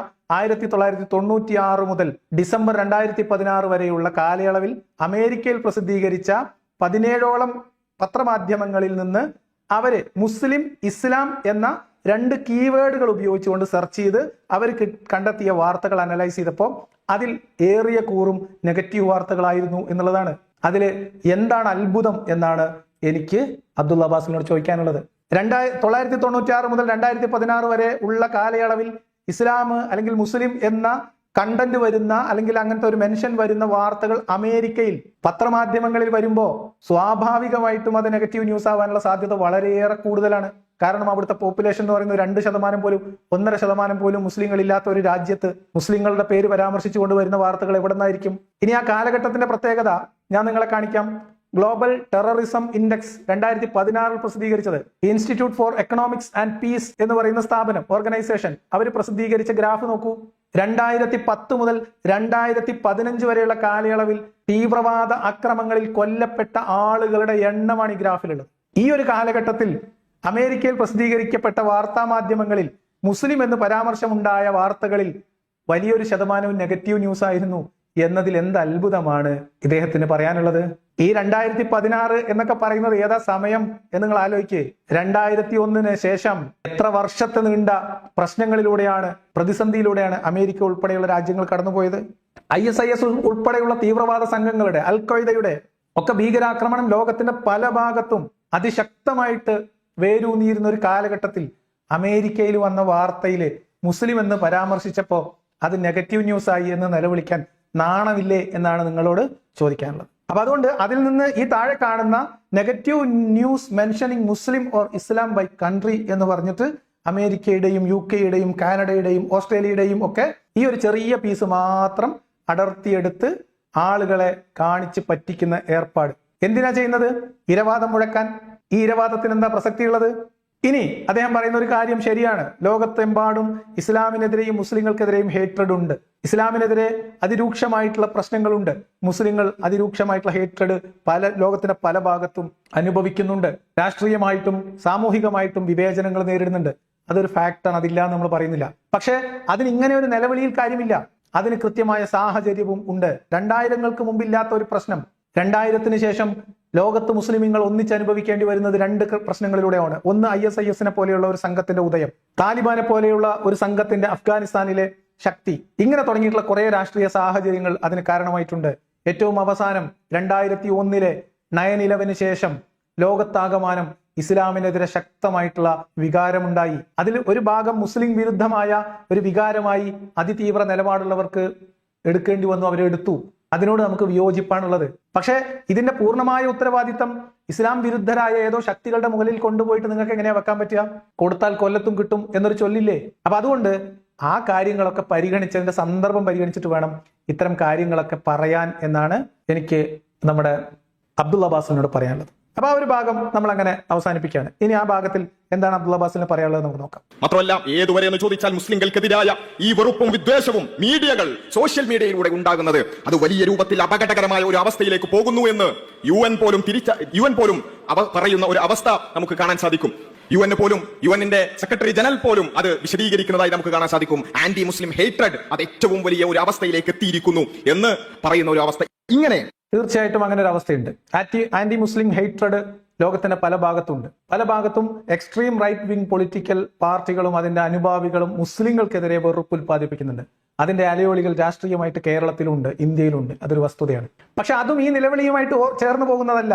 ഈ പ്രശ്നങ്ങൾക്ക്, ഈ ഹേറ്റ്രഡ് ഒരു അനവധി നൂറ്റാണ്ടുകളില്ലാത്ത ഒരു പ്രത്യേക തരം ഹേറ്റ്രഡ് ലോകത്തെമ്പാടും മുസ്ലിങ്ങൾക്കെതിരായി ഉണ്ടായി വരുമ്പോൾ അതിൽ ഏറ്റവും പ്രധാനപ്പെട്ട ഉത്തരവാദിത്തം എന്ന് പറയുന്നത് ഏകദേശം 1, 2, 3 നൂറ്റാണ്ട് പുറകിലോട്ട് പോയിട്ട് മുഹമ്മദ് ബിൻ അബ്ദുൽ വഹാബ്, ഇബ്നു തൈമിയയും ഒക്കെ ഇബ്നു തൈമിയയിലൂടെയൊക്കെ കത്തിച്ചു വെച്ച് മുഹമ്മദ് ബിൻ അബ്ദുൽ വഹാബിലൂടെ ഏറ്റെടുത്ത് വഹാബിസം എന്ന പേരിൽ, സലഫിസം എന്ന പേരിൽ ആഗോള ജനതയുടെ ഇടയിലേക്ക് പ്യുവർ ഇസ്ലാം കയറ്റുമതി ചെയ്യാൻ വേണ്ടി സൗദി അറേബ്യയിൽ നിന്ന് വഹാബിസവും സലഫിസവും കയറ്റുമതി ചെയ്യാൻ തുടങ്ങിയ കാലം തൊട്ട് ദഅ്വാ സംഘങ്ങൾ മിഷനറി പ്രവർത്തനത്തിന് സായുധ വിപ്ലവം പോലും ഉപയോഗിക്കാം എന്ന് സിദ്ധാന്തിച്ചത് തൊട്ട് മുസ്ലിം സമൂഹത്തിനെതിരെ വിശ്വാസ്യത കുറവുണ്ട്, ആളുകൾക്ക് ഭയമുണ്ട്. അതിന്റെ ഉത്തരവാദിത്വത്തിൽ നിന്ന് ഈ പറയപ്പെടുന്ന അബ്ദുള്ള അബ്ബാസിൽ പ്രതികരിക്കുന്ന വഹാബിസം എന്ന് പറയുന്ന കേരളത്തിലെ പ്രദേശത്തെ സലഫികളെന്നും മുജാഹിദുകളെന്നും വഹാബികളെന്നും പറയുന്ന ഇവരുടെ ആശയ പിതാക്കന്മാർക്ക്, ആശയ ആചാര്യന്മാർക്ക്, കിതാബ് എഴുതിയ ഷെയ്ഖന്മാർക്ക് മാറി നിൽക്കാൻ പറ്റുമോ? അവരുണ്ടാക്കിയതാണ്. മുസ്ലിം ലോകം ഇന്ന് അനുഭവിക്കുന്ന സകല കെടുതികളുടെയും പ്രശ്നം മുഹമ്മദ് ബിൻ അബ്ദുൽ വഹാബാണ് എന്ന് ലോകത്തെ മുസ്ലിങ്ങൾ തിരിച്ചറിയേണ്ട കാലം അതിക്രമിച്ചിട്ടുണ്ട്. കേരളത്തിൽ ഇങ്ങനെ പാന്റ് മോളിക്കയറ്റി താടി താഴ്ത്തി പെൺകുട്ടികളെ സ്കൂളിൽ പറഞ്ഞയക്കാനും പെൺകുട്ടികൾക്ക് അടിപ്പാവാട് ഇടാനും അവകാശം വാങ്ങിക്കൊടുത്തു എന്നൊക്കെ പ്രസംഗിക്കുന്ന തരത്തിലുള്ള വില കുറഞ്ഞ ഏർപ്പാടുമായിട്ട് നടക്കുന്ന സലഫികളല്ല യഥാർത്ഥ സലഫികൾ. നമസ്കരിച്ചു കൊണ്ടിരിക്കുന്ന പള്ളികൾ തച്ച് തകർത്തിട്ടും അതിനകത്ത് നമസ്കരിച്ചുകൊണ്ടിരിക്കുന്ന മുസ്ലിം പുരുഷന്മാരെ കൊന്നുതള്ളിയും ഇസ്ലാമിക ലോകം എന്ന് പൊതുവിൽ അറിയപ്പെടുന്ന പ്രദേശങ്ങളിൽ ഇസ്ലാമിക തൗഹീദിന് നിലവിലുണ്ടായിരുന്ന ഇസ്ലാമിക തൗഹീദിന് പ്യോരിറ്റി പോരാ എന്ന് പറഞ്ഞിട്ട് അവിടെ വഹാബി തൗഹീദ് അക്രമത്തിലൂടെ നട്ടുനനച്ച് വളർത്തിയപ്പോ, മുസ്ലിങ്ങളുടെ രക്തത്തിലൂടെ നിങ്ങൾ വഹാബി തൗഹീദ് പ്രചരിപ്പിച്ചപ്പോ അത് ലോകത്തെമ്പാടുമുള്ള പ്രദേശങ്ങളിലേക്ക് ആശയപ്രചാരണത്തിന് വേണ്ടി നിങ്ങൾ കയറ്റുമതി ചെയ്തപ്പോ അതിന്റെ പ്രതിഫലനം, അതിന്റെ പ്രതികരണം ലോകത്തുണ്ട്. അപ്പൊ നിങ്ങൾ എന്താ ചെയ്യേണ്ടത്? നിങ്ങൾ പ്രവർത്തിപ്പിക്കുന്ന യന്ത്രം, ഈ വഹാബിസം എന്ന യന്ത്രം, നിങ്ങളുടെ ഇസ്ലാം എന്ന് പറയുന്ന മതവിശ്വാസത്തെ കുറിച്ചല്ല പറയുന്നത്. ലോകം ഇസ്ലാമിന് കീഴ്പ്പെടണം, ലോകം ഇസ്ലാമിന് കീഴടങ്ങുന്നത് വരെ അതിനുവേണ്ടി പ്രയത്നിക്കണം, ജിഹാദ് ചെയ്യണം എന്ന നിങ്ങളുടെ ആശയം, അത് ആശയപരമായിട്ടാണ് ദഅവത്ത് നടത്തിയിട്ടാണെങ്കിലും മദ്രസയിൽ പഠിക്കാനും സ്കൂളിൽ പഠിക്കാൻ വരുന്ന സഹപാഠികളെ മതപരിവർത്തനത്തിന് വേണ്ടി ശ്രമിക്കണം എന്ന് പാഠഭാഗം ഉൾപ്പെടുത്തിയിട്ട് കുട്ടികൾക്ക് പരിശീലനം കൊടുക്കുന്നതായാലും ഏതായാലും മറ്റുള്ള മതങ്ങളെയും വിശ്വാസങ്ങളെയും നിങ്ങൾ ബഹുമാനിക്കുന്ന കാലം വരെ ഈ പ്രശ്നം ഉണ്ടാവും. നിങ്ങളെ മറ്റുള്ളവർ എങ്ങനെ കാണണമെന്ന് നിങ്ങൾ ആഗ്രഹിക്കുന്നുവോ അതുപോലെ മറ്റു മതവിശ്വാസങ്ങളെയും മതപ്രതിനിധികളെയും മതഗ്രന്ഥങ്ങളെയും കാണുകയും ആ രീതിയിൽ സംസാരിക്കുകയും ചെയ്യുന്ന കാലത്തോളം, അത് നിങ്ങൾ പഠിക്കുന്ന കാലത്തോളം ഈ പ്രശ്നം ഉണ്ടാവും. അത് കേവലം മുജാഹിദുകൾക്കോ വഹാബികൾക്കോ മാത്രം ഉണ്ടാവുന്ന പ്രശ്നമല്ല, ലോകത്തെല്ലാ മുസ്ലിങ്ങളും അത് അനുഭവിക്കേണ്ടി വരും. ഇത് വെറുതെ എന്തെങ്കിലും പറഞ്ഞു പോകുന്നല്ല. കേരളത്തിലുള്ള മുസ്ലിങ്ങൾ നെഞ്ചത്ത് കൈവച്ച് ആലോചിക്കണം. ഒരു 25 or 30 കൊല്ലം മുൻപ് കേരളത്തിൽ ഇതുപോലെയുള്ള പ്രശ്നങ്ങൾ ഉണ്ടായിരുന്നു. ഈ പ്രശ്നങ്ങൾ തുടങ്ങിയതാരാ? ഇതര മതസ്ഥരുമായിട്ടുള്ള സ്പർദ്ധ, പരസ്പരം വിശ്വാസക്കുറവ്, റെസ്പെക്ട് കുറവ്, ഇത് തുടങ്ങി വെച്ചതാരാ? കേരളത്തിലെ എം അക്ബർ അല്ലേ? ഇന്ത്യയിൽ സാക്കിർ നായിക് അല്ലേ? അപ്പൊ ഇതിനൊക്കെ കൊടുക്കേണ്ടി വരുന്ന വിലയാണ് ഈ തരത്തിലുള്ള പ്രശ്നങ്ങൾ. അതേ സമയത്ത് മുസ്ലിങ്ങളോട് ഇസ്ലാം എന്ന് പറയുന്ന ഒരു പ്രത്യയശാസ്ത്രത്തെ കൃത്യമായി തുറന്നു കാണിക്കുകയും അത് അവരെ ബോധ്യപ്പെടുത്തുകയും അതിനു വേണ്ടിയിട്ടുള്ള പ്രവർത്തനങ്ങൾ നടത്തുകയും ചെയ്യുക എന്നതിനപ്പുറത്തേക്ക് മുസ്ലിം ഹെയ്ട്രഡ് അത് നമ്മുടെ രീതിയല്ല, അത് നമ്മുടെ ശൈലിയുമല്ല, അത് മാനുഷികവുമല്ല എന്നാണ് പറയാനുള്ളത്. അത്തരം സംഘങ്ങളുണ്ട്, അത്തരം പ്രസ്ഥാനങ്ങളുണ്ട്, അത്തരം പാർട്ടികളുണ്ട്, അതൊക്കെ ശരിയാണ്. പക്ഷെ അത് ഈ നിലവിളി കൊണ്ട് മാത്രം പരിഹരിക്കപ്പെടാവുന്ന കാര്യമല്ല എന്ന് അബ്ദുള്ള ബാസിലിനെ ഓർമ്മിപ്പിച്ചു എന്ന് മാത്രമേ ഉള്ളൂ. ഇങ്ങനെ ഇസ്ലാമിനെതിരായ വിമർശനങ്ങൾ ഒരു ഭാഗത്ത്, വെറുപ്പുൽപാദനം ഒരു ഭാഗത്ത്, ഇങ്ങനെയെല്ലാം നടന്നുകൊണ്ടിരിക്കുമ്പോൾ, ലോകത്ത് നിരന്തരമായി ഇസ്ലാം ചർച്ചയായിക്കൊണ്ടിരിക്കുകയും വിമർശിക്കപ്പെടുകയും ചെയ്തുകൊണ്ടിരിക്കുമ്പോൾ യഥാർത്ഥത്തിൽ എന്താണ് സംഭവിക്കുന്നത്? ഈ നിലവിളിയൊക്കെ കഴിഞ്ഞിട്ട് ഒരൊറ്റ തള്ളാണ്. എന്താ തള്ള്? ഇങ്ങനെയൊക്കെ ലോകത്ത് ഇസ്ലാം വിമർശനവും മുസ്ലിം ഹെയ്ട്രഡും ഒക്കെ വ്യാപകമായിട്ട് ഇരിക്കുന്നുണ്ടെങ്കിൽ പോലും എന്താണ് സംഭവിച്ചുകൊണ്ടിരിക്കുന്നത് ലോകത്ത്? തള്ളു മേത്തട്ടണമെങ്കിൽ മാറിയിരുന്നോളി എന്നാണ് എനിക്ക് നിങ്ങളോട് പറയാനുള്ളത്. എന്താ സംഭവിക്കുന്നത്? അബ്ദുള്ള ബാസിൽ പറഞ്ഞു. ഇങ്ങനെ വിമർശിക്കപ്പെടുന്ന മതത്തിന് എന്താണ് സംഭവിക്കുന്നത്? കുറച്ച് കണക്കുകൾ നിങ്ങൾക്ക് കാണാൻ സാധിക്കും. പ്യൂ റിസർച്ചിന്റെ കണക്കുകളാണ്. ഇങ്ങനെ 24 മണിക്കൂറും ആഴ്ചയിൽ 7 ദിവസവും മാസത്തിൽ 30 ദിവസവും ഇസ്ലാമിനെ വിമർശിച്ചുകൊണ്ടേ ഇരിക്കുമ്പോഴും ലോകത്ത് ഏറ്റവും കൂടുതൽ വളരുന്ന മതം, ഫാസ്റ്റസ്റ്റ് ഗ്രോയിങ് റിലീജിയൻ, അത് ഇസ്ലാമായി കൊണ്ട് തന്നെ തുടരുന്നു. ആളുകൾ ഇസ്ലാമിലേക്ക് കടന്നു വന്നുകൊണ്ടേയിരിക്കുന്നു. ഓരോ ദിവസവും ആളുകൾ ഇസ്ലാമിന്റെ സത്യസന്ദേശം അത് പുൽകിക്കൊണ്ടേയിരിക്കുന്നു എന്ന് കണക്കുകൾ കാണുകയാണ്. അതിലേക്ക് പോകുന്നതിന് മുമ്പ് ഞാൻ നേരത്തെ പറഞ്ഞ കാര്യത്തിൽ ഒരു ചെറിയ ഭാഗം കൂടി ഒന്ന് കേൾപ്പിക്കേണ്ടതുണ്ട്. അതെന്തായിരുന്നു എന്ന് വെച്ചാൽ, ഇപ്പൊ ഇവർ പറയുന്ന ഒരു വാദം അനുസരിച്ചിട്ട് ലോകത്തെമ്പാടും ഇങ്ങനെ ഇസ്ലാമിനെതിരെ ഹേറ്റഡ് ആണ്, എല്ലാവർക്കും പിന്നെ ഇസ്ലാമിനെതിരെ പത്രങ്ങൾ എഴുതുകയാണ്, അത് ഇത്ര ശതമാനം വരുന്ന വാർത്തകളൊക്കെ നെഗറ്റീവാണ് എന്ന് പറയുന്നതിന് അതിന്റെ ഒരു പൊള്ളത്തരം വ്യക്തമാക്കാൻ വേണ്ടി ഞാൻ കേരളത്തിൽ നിന്ന് മലയാളത്തിൽ നിങ്ങൾക്കൊരു ഉദാഹരണം കാണിച്ചു തരാം. അത് എല്ലാവർക്കും പെട്ടെന്ന് മനസ്സിലാവുന്ന ഉദാഹരണമാണ്. അത് ആ അർത്ഥത്തിൽ ആ ഒരു പർപ്പസിൽ മാത്രം പ്രസിദ്ധീകരിക്കുന്നതാണ് എന്നുകൂടി ആമുഖമായിട്ട് പറയട്ടെ. എന്താണ് അതെന്ന് ചോദിച്ചാൽ, ഇപ്പം ഞാൻ ജസ്റ്റ് കേരളത്തില് ഇങ്ങനെ ഞാൻ സെർച്ച് ചെയ്തു, മദ്രസ ഉസ്താദ് എന്ന് മലയാളത്തിൽ ഞാൻ ഗൂഗിളിൽ സെർച്ച് ചെയ്തു.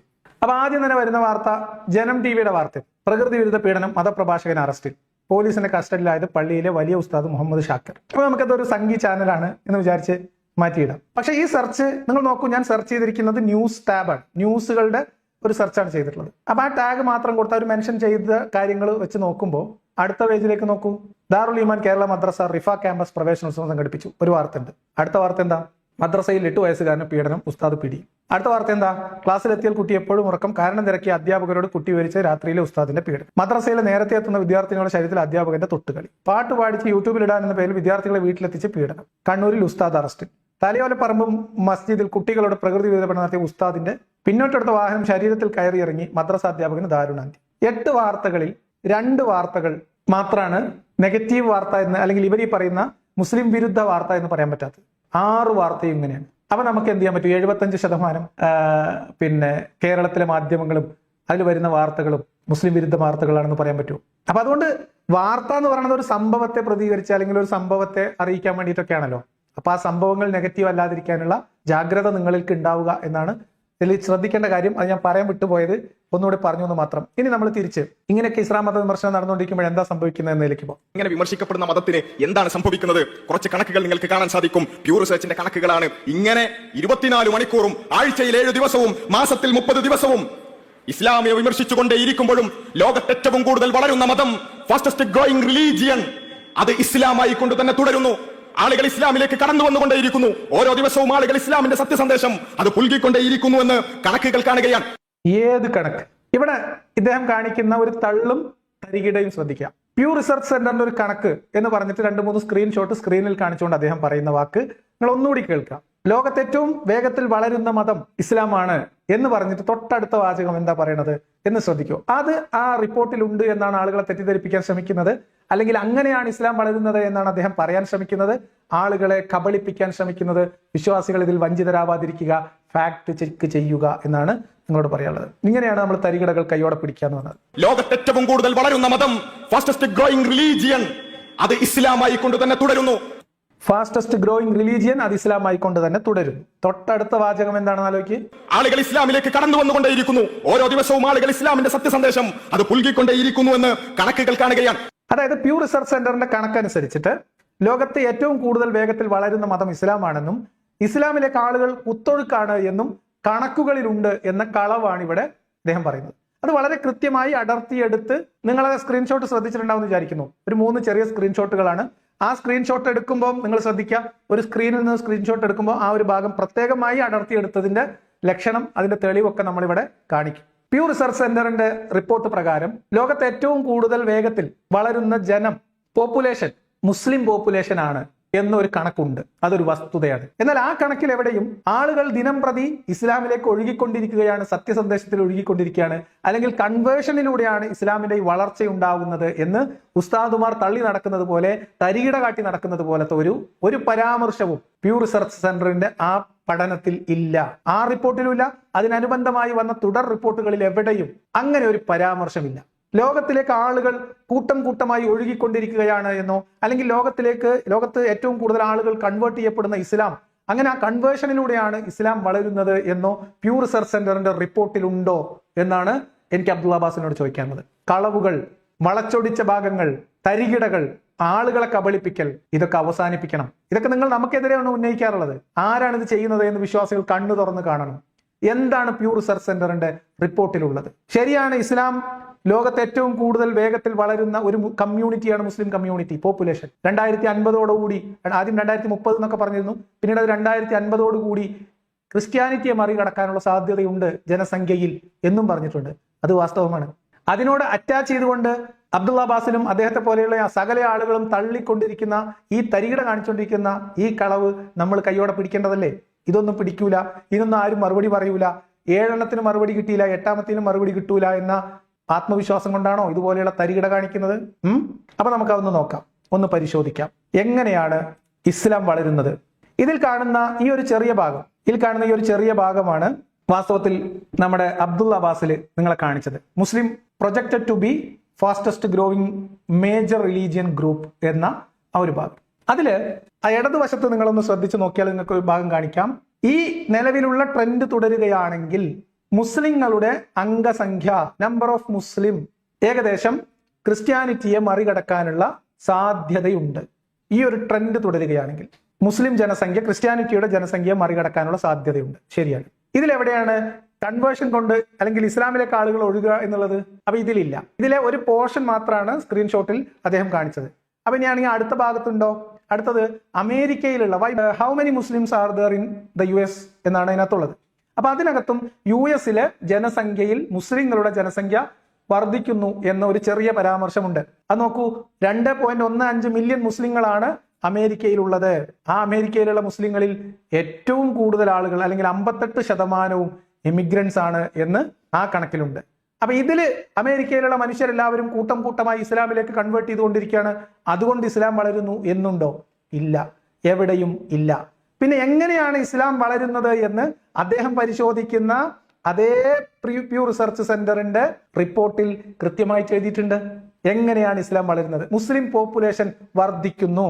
എങ്ങനെ വർദ്ധിക്കുന്നു എന്ന് വളരെ വിശദമായി കാര്യകാരണ സഹിതം നിരവധി കാരണങ്ങൾ അതിന് ചൂണ്ടിക്കാണിച്ചുകൊണ്ട് പ്യൂ റിസർച്ച് സെന്ററിന്റെ അതേ റിപ്പോർട്ടിൽ, അബ്ദുള്ള അബ്ബാസിൽ സ്ക്രീൻഷോട്ടിൽ നിന്ന് പകുത്തെടുത്ത് കാണിച്ച അതേ റിപ്പോർട്ടിൽ ബാക്കി ഭാഗത്ത് നിങ്ങൾക്ക് കാണാം എങ്ങനെയാണ് മുസ്ലിം പോപ്പുലേഷൻ വളരുന്നത്. 2 മേജർ ഫാക്ടേഴ്സ് എന്തൊക്കെയാണ്? 2 എണ്ണം. ഒന്ന്, Muslims have more children and Muslims are also the youngest median age of 24. Fertility ഏജും ഫെർട്ടിലിറ്റി റേറ്റും ഇക്കാരണം കൊണ്ടാണ് ഇസ്ലാം വളരുന്നത്. അതേ റിപ്പോർട്ടിൽ, അല്ലെങ്കിൽ അതിന്റെ വിശദമായ റിപ്പോർട്ടിൽ നിങ്ങൾക്ക് കാണാം. ഇതെല്ലാം പ്യൂ റിസർച്ചിന്റെ ആണ് കേട്ടോ. പ്യൂ റിസർച്ച് സെന്ററിന്റെ മാത്രമാണ് ഇപ്പോൾ ഈ കേസിൽ നമ്മൾ എടുക്കുന്നുള്ളൂ. Main factors driving population growth, fertility വിശദമായി കൊടുത്തിട്ടുണ്ട്. എവിടെയാണ് കൺവേർഷൻ ഉള്ളത്? ഇതാ നോക്കൂ, ഫെർട്ടിലിറ്റി റേറ്റും ഫെർട്ടിലിറ്റി ഏജും മുസ്ലിം ഇതര കമ്മ്യൂണിറ്റികളിൽ നിന്ന്, ജനസമൂഹങ്ങളിൽ നിന്ന് മുസ്ലിം ജനസമൂഹത്തിൻ്റെത് എങ്ങനെ വ്യത്യാസപ്പെട്ടിരിക്കുന്നു എന്നത് 2 ഭാഗത്തായിട്ട് സ്ക്രീനിൽ നിങ്ങൾക്ക് വിശദമായിട്ട് കാണാം.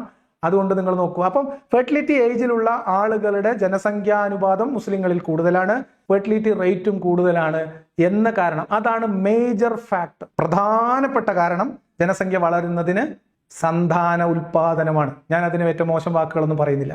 ഇനി ഇതിന് നയിക്കുന്ന ഈ സന്താന വർധനവ്, ഇത്രയും പോപ്പുലേഷൻ ഫെർട്ടിലിറ്റി റേറ്റും ഒക്കെ കൂടാനുള്ള കാരണം, ഫെർട്ടിലിറ്റി റേറ്റ് കൂടാനുള്ള കാരണം, അതിന്റെ കാരണങ്ങൾ പ്രത്യേകമായിട്ട് റിപ്പോർട്ട് ചെയ്യപ്പെട്ടിട്ടുണ്ട്.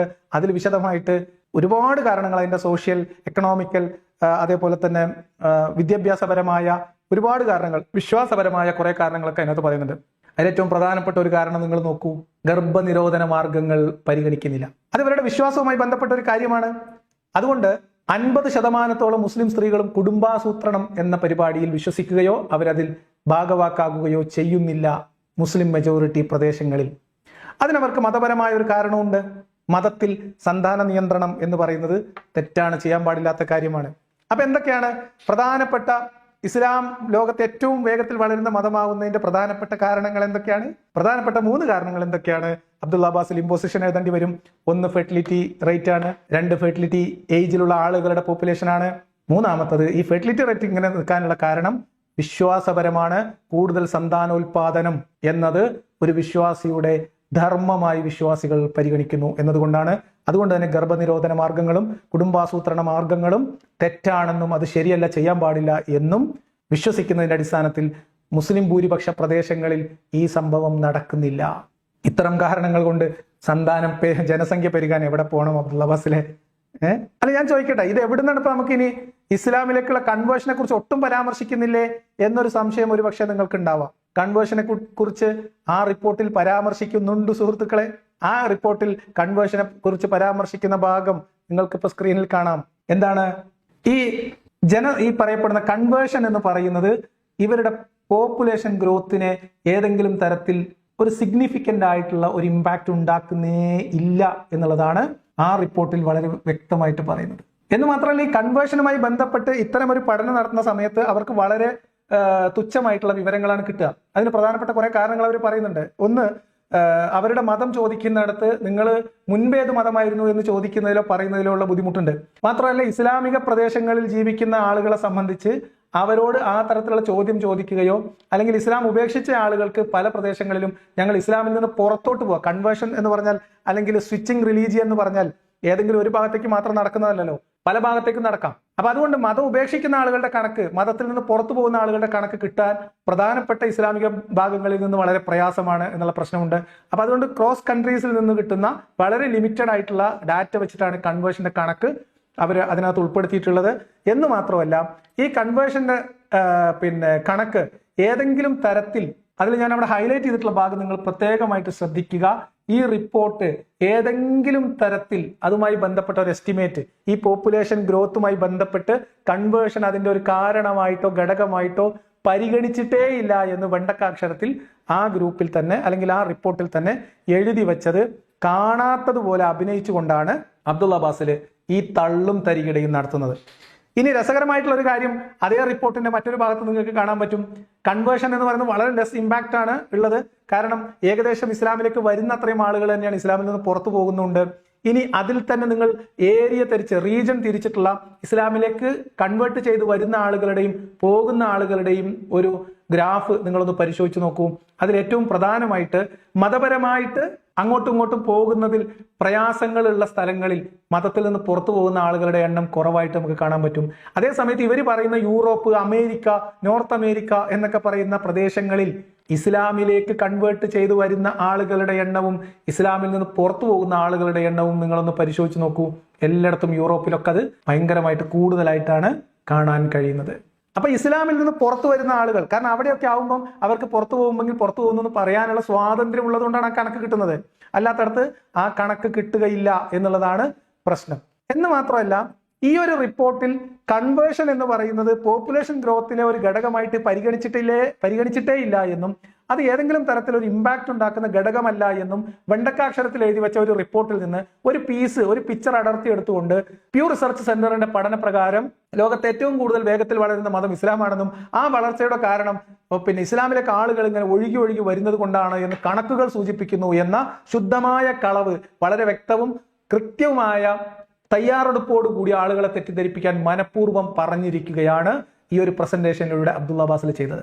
അതുകൊണ്ട് അബ്ദുള്ള അബ്ബാസിൽ പറയേണ്ടത്, പ്യൂ റിസർച്ച് സെന്ററിന്റെ പഠനത്തിൽ എവിടെയെങ്കിലും ലോകത്ത് പോപ്പുലേഷൻ ഗ്രോത്ത്, മുസ്ലിങ്ങളുടെ ജനസംഖ്യാ വർധനവിന്റെ കാരണമായിട്ട് ഫെർട്ടിലിറ്റി റേറ്റും ഫെർട്ടിലിറ്റി ഏജും അതുപോലെ തന്നെ ഗർഭനിരോധന മാർഗങ്ങളുടെ അഭാവവും അല്ലാതെ മതപരമായ കൺവേർഷനാണ്, മറ്റു മതസ്ഥരിൽ നിന്നോ ഇസ്ലാം ഒഴികെയുള്ള മതങ്ങളിൽ നിന്നോ ഇസ്ലാമിലേക്ക് ആളുകൾ കൂട്ടം കൂട്ടമായി കൺവേർട്ട് ചെയ്ത് ഒഴുകിക്കൊണ്ടുവരുന്നതാണ് ഇസ്ലാമിൽ ലോകത്തെ ഇസ്ലാമിക പോപ്പുലേഷന്റെ, മുസ്ലിം പോപ്പുലേഷന്റെ വളർച്ചയ്ക്ക് കാരണം എന്ന് എവിടെയെങ്കിലും ആ റിപ്പോർട്ടിൽ ഉണ്ടോ?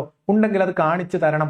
ഇല്ലെങ്കിൽ നിങ്ങൾ ശുദ്ധമായ കളവ് വിശ്വാസികളെ കബളിപ്പിക്കാൻ വേണ്ടി, മുന്നിലിരിക്കുന്ന ആളുകളെ കബളിപ്പിക്കാൻ വേണ്ടി പറഞ്ഞു എന്ന് ആളുകൾക്ക് മനസ്സിലാവും. ഇല്ലെങ്കിൽ നിങ്ങൾ അടുത്ത വീഡിയോയിൽ ആ തെളിവ് കാണിക്കും. പ്യൂ റിസർച്ച് സെന്റർ പറയുന്നതാ ഇത്രയാണ് കൺവേർഷൻ റേറ്റ്. അതുകൊണ്ട് ഈ കാരണം കൊണ്ട് 2050 ആകുമ്പോഴത്തേക്ക് ഇസ്ലാം ലോകത്തിലെ ഏറ്റവും വലിയ മതമായി മാറും എന്ന് പ്യൂർ റിസർച്ച് സെന്റർ പറഞ്ഞിട്ടുണ്ടോ? എന്തിനാണ് ഇങ്ങനെ കളവ് പറയുന്നത്?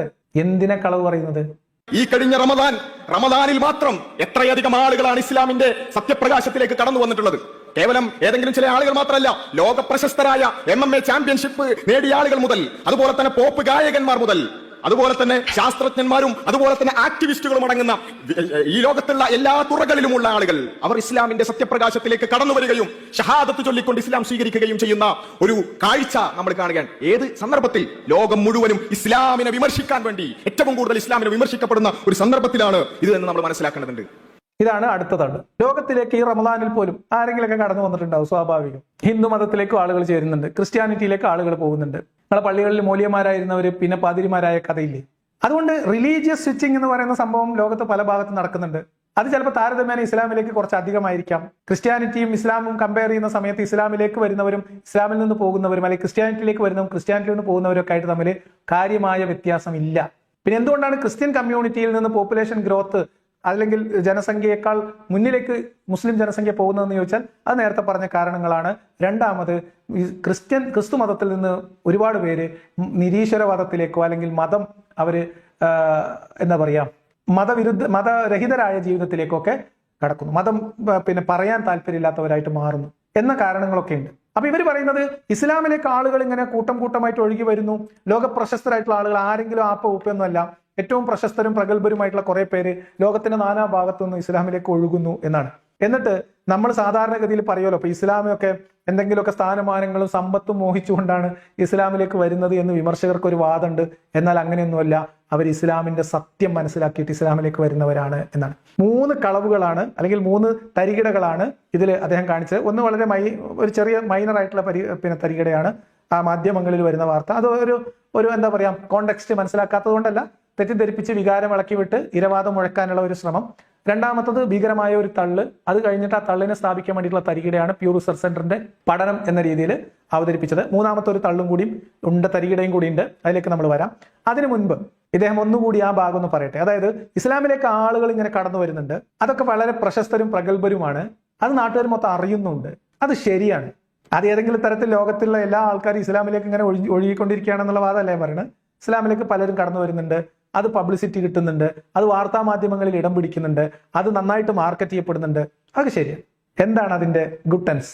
അതുകൂടി നോക്കണല്ലോ. നമ്മളൊരു കാര്യം പറയുമ്പോൾ അതിന്റെ സാഹചര്യം കൂടി പരിശോധിക്കണല്ലോ. അബ്ദുള്ള അബ്ബാസ്, പ്രശസ്തിയും പണവുമെല്ലാം വേണ്ടുവോളം വേണ്ടത്തിലും അധികമുള്ള ആളുകൾ അവരാണ് ഇസ്ലാമിലേക്ക് കടന്നു വരുന്നത്. പലപ്പോഴും നമ്മൾ പറയാറുണ്ട് അല്ലെ, മതം മാറ്റുക എന്ന് പറഞ്ഞാൽ പണം കൊണ്ട് മതം മാറ്റാം, അല്ലെങ്കിൽ പല പ്രലോഭനങ്ങൾ കൊണ്ട് മതം മാറ്റാം. പക്ഷേ ഇവിടെ പണവും പ്രശസ്തിയും സ്ഥാനമാനങ്ങളുമെല്ലാം വേണ്ടുവോളമുള്ളവർ, അവർക്കിനി പണത്തിന്റെ ആവശ്യമില്ല, സ്ഥാനമാനങ്ങളുടെ ആവശ്യമില്ല. ഇസ്ലാം സ്വീകരിച്ചു എന്നതിന്റെ പേരിൽ ഒരു എക്സ്ട്രാ പ്രശസ്തി അവർക്ക് ഇനി കിട്ടാനില്ല. അത്രത്തോളം അറിയപ്പെടുന്ന ആളുകൾ ഇസ്ലാമിന്റെ ഈ സത്യപാതയിലേക്ക് കടന്നു വരുന്നുണ്ടെങ്കിൽ അവർ ജീവിതത്തിന്റെ അർത്ഥം തേടിയുള്ള യാത്രയിലാണ് അത് കണ്ടെത്തുന്നത് എന്ന് നാം മനസ്സിലാക്കേണ്ടതുണ്ട്. അതായത് ഇസ്ലാമിൽ അല്ലാത്ത ആളുകൾ ഇസ്ലാമിലേക്ക് കടന്നു വരുന്ന അത്രയും ആളുകൾക്ക് മാത്രമാണ് ജീവിതത്തിന്റെ അർത്ഥം കണ്ടെത്താൻ കഴിഞ്ഞിട്ടുള്ളൂ.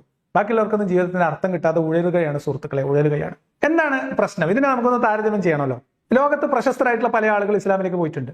ആളുകൾ പല കാരണങ്ങൾ കൊണ്ട് പല പാർട്ടികളിലേക്ക് പോകാറുണ്ട്, പല മതങ്ങളിലേക്ക് പോകാറുണ്ട്. നമ്മുടെ നാട്ടിൽ തന്നെ ആവശ്യത്തിലധികം ഉദാഹരണമുണ്ട്. കിടന്നുറങ്ങുമ്പോൾ മാർക്സിസ്റ്റ് ആയവൻ എഴുന്നേൽക്കുമ്പോൾ BJP-കാരനാവുന്ന കഥകൾ നമ്മൾ കണ്ടിട്ടുണ്ട്. BJP-കാരൻ കോൺഗ്രസിലേക്കും കോൺഗ്രസ്സുകാരൻ സമാജ്വാദി പാർട്ടിയിലേക്കും താളാതാളത്തിൽ ചാടും നമ്മൾ കണ്ടിട്ടുണ്ട്.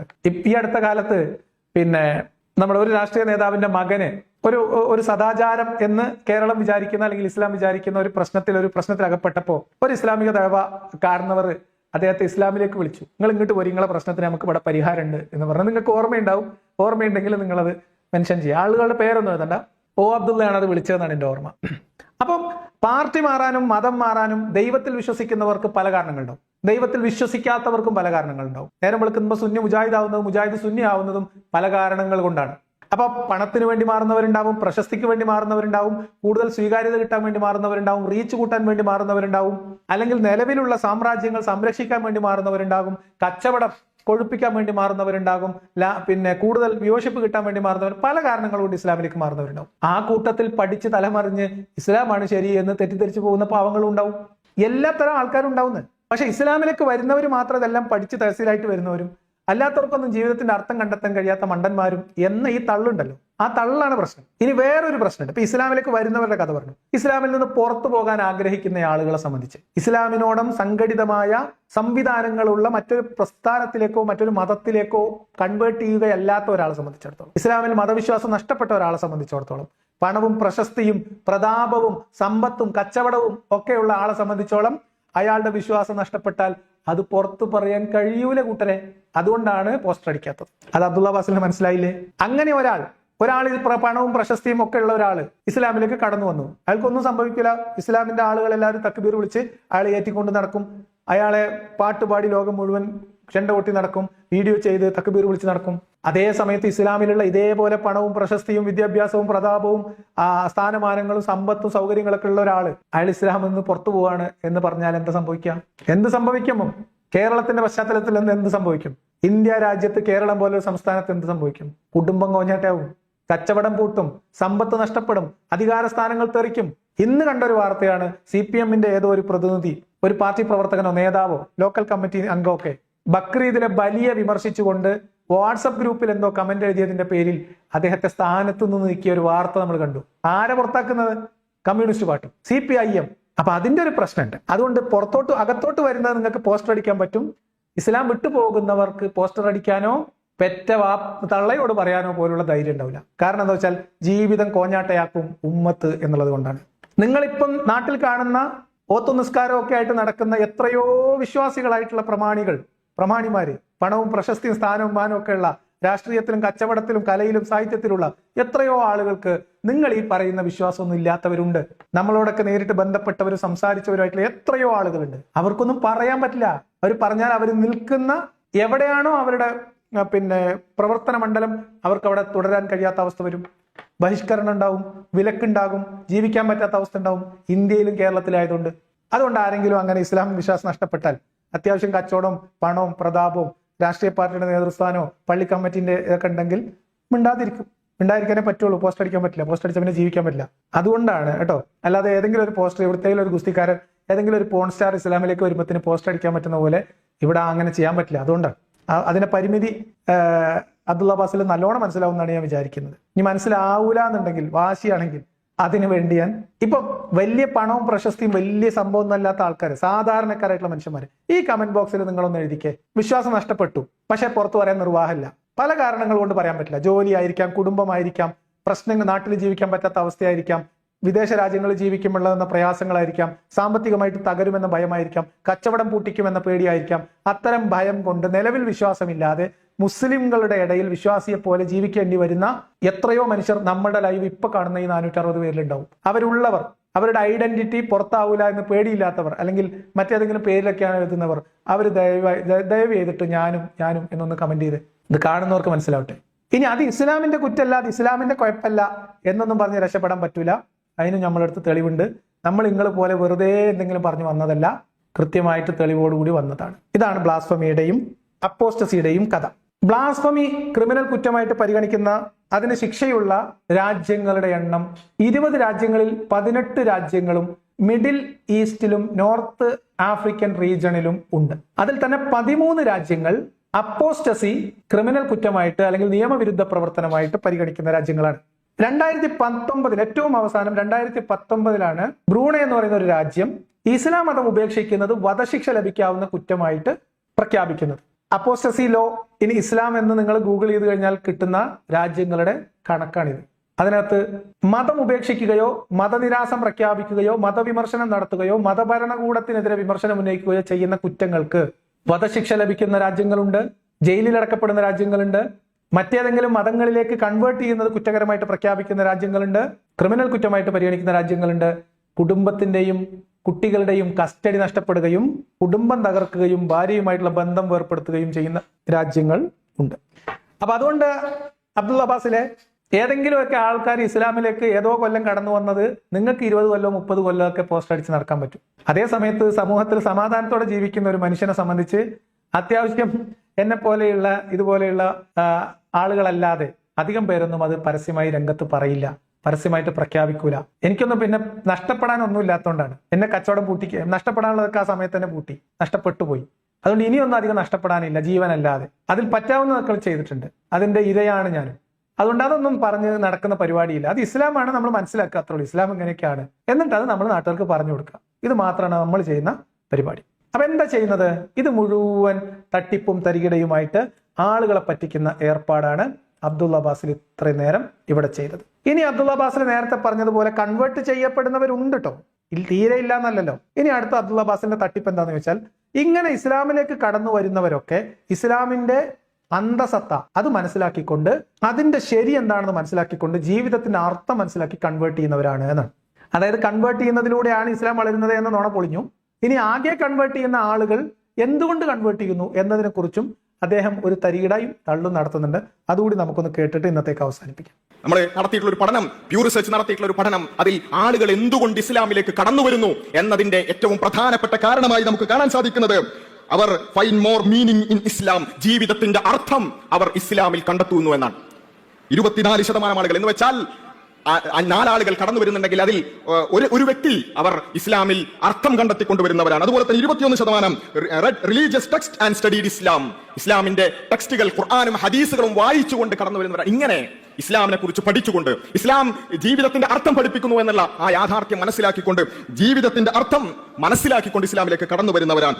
അപ്പൊ ഇവിടെ നമ്മൾ മനസ്സിലാക്കേണ്ടത് 2-3 കാര്യങ്ങളാണ്. ഏറ്റവും പ്രധാനമായിട്ട് ഈ പ്രസന്റേഷൻ തുടക്കം മുതൽ അബ്ദുള്ള ബാസിൽ പറഞ്ഞ മുഴുവൻ വാദങ്ങളും ഒന്നുകിൽ വക്രീകരിച്ചതോ അല്ലെങ്കിൽ ശുദ്ധമായ കളവും തരികിടയും നടത്തിയതോ ആണ്. പ്യൂർ റിസർച്ച് സെന്ററിനെ ഉദ്ധരിച്ചുകൊണ്ട് അദ്ദേഹം നടത്തിയത്, ഇതിലൂടെ പറയാൻ ശ്രമിച്ചത്, ലോകമെമ്പാടും ഇസ്ലാമിനെ മാത്രമായിട്ട് ഒറ്റതിരിഞ്ഞ് ആക്രമിക്കുന്ന സാഹചര്യമുണ്ട്, അതുകൊണ്ട് അത് ഇസ്ലാം കാലാകാലങ്ങളിൽ ഉള്ളതാണ്, അതിനെയൊക്കെ അതിജീവിച്ച് ഇസ്ലാം വളർന്നിട്ടുണ്ട്, ഈ കാലഘട്ടത്തിലും ഇസ്ലാം വളരുകയാണ് എന്ന അമിത ആത്മവിശ്വാസം പ്രഖ്യാപിച്ചുകൊണ്ട് പ്യൂർ റിസർച്ച് സെന്റർ എന്ന് പറയുന്ന ഒരു ഓർഗനൈസേഷന്റെ ഒരു പഠനത്തെ ആസ്പദമാക്കിക്കൊണ്ട് 2011 അവർ പ്രസിദ്ധീകരിച്ച ഒരു പഠനത്തെ ആസ്പദമാക്കിക്കൊണ്ട് അദ്ദേഹം പറയാൻ ശ്രമിച്ചത് 2 കാര്യങ്ങളാണ്. ഒന്ന്, ഇസ്ലാമിലേക്ക് ആളുകൾ കൂട്ടം കൂട്ടമായി കടന്നു വരുന്നു എന്ന് പ്യൂർ റിസർച്ച് സെന്ററിന്റെ ഈ കണക്കുകളിലുണ്ട്. അക്കാരണം കൊണ്ട് തന്നെ ഇസ്ലാം ലോകത്തിൽ ഏറ്റവും വേഗത്തിൽ വളരുന്ന മതമായിട്ടും ആ പഠനം ചൂണ്ടിക്കാണിക്കുന്നു. അത് കണക്കുകൾ ഇങ്ങനെ ഉണ്ട് എന്നാണ്. ശുദ്ധമായ കളവും തട്ടിപ്പുമായിരുന്നു എന്ന് നമ്മൾ പരിശോധിച്ചു കഴിഞ്ഞു. ഇനി ആകെ കൺവേർട്ട് ചെയ്യുന്ന ആളുകൾ വളരെ കുറച്ചാണ്. ഏകദേശം പുറത്തു പോകുന്ന അത്രയും ആളുകൾ തന്നെയാണ് കൺവേർട്ട് ചെയ്യുന്ന ആളുകളും ഏകദേശം സമമാണ്. അതുകൊണ്ട് അത് തന്നെ ഈ ഗ്രോത്തിൽ ഒരു ഇമ്പാക്റ്റും ഇല്ല നമ്മൾ പറഞ്ഞു കഴിഞ്ഞു. ഇനി ആകെ കൺവേർട്ട് ചെയ്യുന്ന ആളുകൾ എന്തുകൊണ്ട് ഇസ്ലാമിലേക്ക് വരുന്നു എന്ന കാര്യത്തിൽ ഇദ്ദേഹം പറയുന്നതിൽ ഇദ്ദേഹം കാണിക്കുന്ന ചെറിയ കുസൃതികൾ നമുക്കൊന്ന് പരിശോധിക്കാം. അതിൽ അദ്ദേഹം പറയുന്നത്, അതിൽ കൺവേർട്ട് ചെയ്യുന്ന ആളുകൾ ഭൂരിപക്ഷം പേരും ഇസ്ലാം എന്താണെന്ന് മനസ്സിലാക്കി, ജീവിതത്തിന്റെ അർത്ഥം മനസ്സിലാക്കി, അത് പഠിച്ച് മനസ്സിലാക്കിയിട്ട് വരുന്നവരാണ് എന്നാണ്. ഇത് ശുദ്ധമായ കളവാണ്. എടുത്തുചാട്ടത്തിന്റെ പേരിൽ ഇസ്ലാമിലേക്ക് ചെന്നുപെട്ട് അതിനകത്ത് കുരുങ്ങിപ്പോയി രക്ഷപ്പെടാൻ മാർഗമില്ലാതെ കരയുന്ന നിരവധി സ്ത്രീകളെ എനിക്കറിയാം. ഭർത്താവ് ഗൾഫിൽ പോയിട്ട് കൺവേർട്ടായി ഇസ്ലാമിലേക്ക് പോയി കുടുംബം തകരാതിരിക്കാൻ വേണ്ടി ഇസ്ലാം സ്വീകരിച്ചവർ, പ്രണയത്തിൽപ്പെട്ടു, കല്യാണം നടക്കണം, മുസ്ലിം ആവണം, അതിന്റെ പേരിൽ ആ പ്രണയത്തിന് വേണ്ടി മതം ത്യജിച്ച ആളുകളെ എനിക്കറിയാം. പിന്നീട് അബദ്ധം പറ്റിയെന്ന് മനസ്സിലായവരെ. വേറെ കുറെ കാരണങ്ങളുണ്ട്, അതിലേക്ക് നമ്മൾ വരാം. ഇവിടെ ഇദ്ദേഹം പറയുന്ന ഈ അവകാശവാദം ശരിയാണോ എന്ന് നമുക്കൊന്ന് പരിശോധിക്കേണ്ടതുണ്ട്. അതിലേക്ക് നമ്മൾ ആദ്യം നിങ്ങളെ കാണിക്കാൻ പോകുന്നത്, കൺവേർട്ട് ചെയ്യപ്പെടുന്ന ആളുകൾ എന്തുകൊണ്ട് കൺവേർട്ട് ചെയ്യുന്നു എന്നുള്ളത്. ഇതാണ് അദ്ദേഹം കാണിച്ച ഭാഗം. ഇതിനകത്ത് ഈ ലേഖനത്തിൽ നിന്നുള്ള ഭാഗമാണ് അദ്ദേഹം അവിടെ ഉദ്ധരിക്കുന്നത്. അതില് അദ്ദേഹം കാണിച്ചത്, അല്ലെ ആ ലേഖനത്തിൽ അദ്ദേഹം കാണിക്കുന്ന ആ ഗ്രാഫ് അല്ലെങ്കിൽ ആ ഒരു കണക്കുകളുടെ മുൻപ് വളരെ കൃത്യമായിട്ട് ഒരു ഭാഗം ഇതിനകത്ത് രേഖപ്പെടുത്തിയിട്ടുണ്ട്. എന്താണത്? ഇസ്ലാമിലേക്ക് ആളുകൾ കൂട്ടത്തോടെ കടന്നു വരുന്നു എന്നല്ല, മറിച്ച് ഈ ഭൂരിപക്ഷം പേര്, അതായത് പ്രായപൂർത്തി എത്തുന്ന ആളുകളിൽ വലിയൊരു ശതമാനം, ഒരു 1/4 ആളുകൾ അമേരിക്കയിൽ മുസ്ലിങ്ങളായി ജനിച്ച് ജീവിച്ച് വളർന്നു വരുന്ന മുസ്ലിങ്ങളിൽ 23% ആളുകൾ അവർ ഇസ്ലാമിന്റെ ഭാഗമല്ല എന്ന് പ്രഖ്യാപിക്കുന്നവരാണ് എന്ന് ഇദ്ദേഹം ഇസ്ലാമിലേക്ക് ആളുകൾ കൺവേർട്ട് ചെയ്യാനുള്ള കാരണം പറയുന്ന ലേഖനത്തിന്റെ മുകളിൽ കാണാം. എന്നാൽ നിങ്ങൾ നോക്കൂ, അത് ക്രിസ്ത്യാനിറ്റിയിൽ ജനിച്ച് ജീവിച്ച് വളർന്ന് മതം ഉപേക്ഷിക്കുന്ന ആളുകളുടെ എണ്ണത്തേക്കാൾ കൂടുതലാണ്. ഈ കണക്കിന്റെ താഴെ, ഈ കണക്ക് അദ്ദേഹം കാണാത്തതല്ല, അദ്ദേഹം ഇതിന്റെ താഴെ നിന്ന് 2 ചാർട്ടാണുള്ളത്, അതിലൊരു ഭാഗം മാത്രം അദ്ദേഹം നമ്മളെ കാണിക്കുകയാണ്. അത് ഇതാണ്. ഇതിൽ വലതു ഭാഗത്തുള്ളതാണ് അബ്ദുള്ള ബാസിൽ കാണിച്ച വീഡിയോയിൽ കാണിച്ച ഭാഗം. അതിൽ തന്നെ ഏറ്റവും മുകളിലുള്ള ഭാഗം മാത്രം, ആ 24%, 21% മാത്രമാണ് അദ്ദേഹം കാണിച്ചത്. 24% ആളുകൾ ഖുർആനിന്റെ പഠനവും അല്ലെങ്കിൽ അധ്യാപനവും ഒക്കെ ശരിയാണെന്ന് മനസ്സിലാക്കിയിട്ട് ആകെ കൺവേർട്ട് ചെയ്യുന്നവരുടെ 24% അങ്ങനെയാണ് പോകുന്നത് എന്നാണ് പറയുന്നത്. ബാക്കി 21% പേര്, അതിൽ തന്നെ ബാക്കി 24-ൽ ഒരാള് അങ്ങനെ പോകുമ്പോൾ 4-ൽ 3 പേര് എങ്ങനെ പോകുന്നു നമ്മൾ അറിയണമല്ലോ.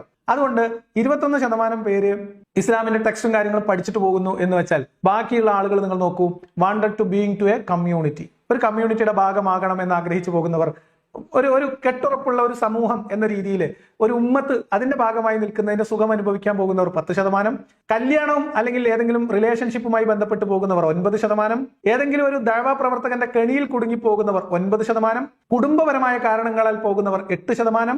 ഇങ്ങനെയുള്ള കണക്കുകൾ അത് കാണാതിരിക്കാൻ വേണ്ടിയിട്ടാണ് അദ്ദേഹം മുകളിലത്തെ 2 ഭാഗം മാത്രം കട്ട് ചെയ്തിട്ട് നമ്മളെ മുമ്പ് കാണിച്ചത്. എന്നാൽ ഇസ്ലാം വിട്ടുപോകുന്നവരുടെ കണക്ക് ഇദ്ദേഹം ഈ വായിച്ച കണക്കിന് മുകളിലുണ്ട്. നേരത്തെ പറഞ്ഞല്ലോ, അമേരിക്കയിൽ യുവാക്കളിലെ 23% ആളുകൾ ഇസ്ലാം ഉപേക്ഷിച്ച് പോവുകയാണ് ചെയ്യുന്നതെന്ന് പറഞ്ഞു. അവരുടെ കാരണം, അവരെന്തുകൊണ്ട് ഇസ്ലാം ഉപേക്ഷിക്കുന്നു എന്ന കാരണം കൂടി ഒറ്റ സ്ക്രീനിൽ നമ്മൾ കാണുമ്പോഴാണ് ഇതിന്റെയൊക്കെ ഗുട്ടൻസ്, ഇവർ കാണിക്കുന്ന തരികിടയുടെ അവസ്ഥ നമുക്ക് മനസ്സിലാവുക. എന്തൊക്കെയാണ് കാരണം? Issue with religion in general, പൊതുവിൽ മതങ്ങളോട് താല്പര്യമില്ലായ്മ, മതം എന്ന് പറയുന്നതിനെ കുറിച്ചുള്ള സങ്കല്പത്തോടുള്ള വിരക്തി.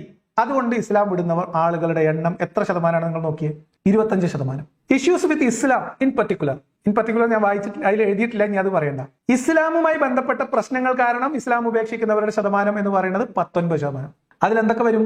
അവര് മുസ്ലിം കുടുംബത്തിൽ ജനിച്ച് ജീവിച്ചു എന്നേ ഉള്ളൂ, കാര്യമായിട്ട് ഇസ്ലാം പ്രാക്ടീസ് ചെയ്യാത്ത ആൾക്കാർ, ഇസ്ലാമിന്റെ ടീച്ചിങ്സ്, ഇസ്ലാമിലെ നിയമങ്ങൾ അതുമായി ബന്ധപ്പെട്ട് പൊരുത്തപ്പെടാൻ പറ്റാത്ത ആൾക്കാർ. ഇനി നോക്ക്, preference for other religion or spirituality, ഇസ്ലാമിനേക്കാളും മികച്ച വേറെ ഏതെങ്കിലും മതങ്ങളുണ്ട് എന്ന് വിചാരിച്ച് പോകുന്ന ആളുകൾ 16%.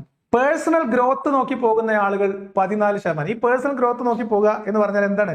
കൂടുതൽ വിദ്യാഭ്യാസം നേടാൻ വേണ്ടിയിട്ട്, കുറച്ചുകൂടിയൊക്കെ സ്വതന്ത്രമായും സാമൂഹ്യ ബോധത്തോടെ ജീവിക്കാൻ വേണ്ടി പോകുന്നവര്.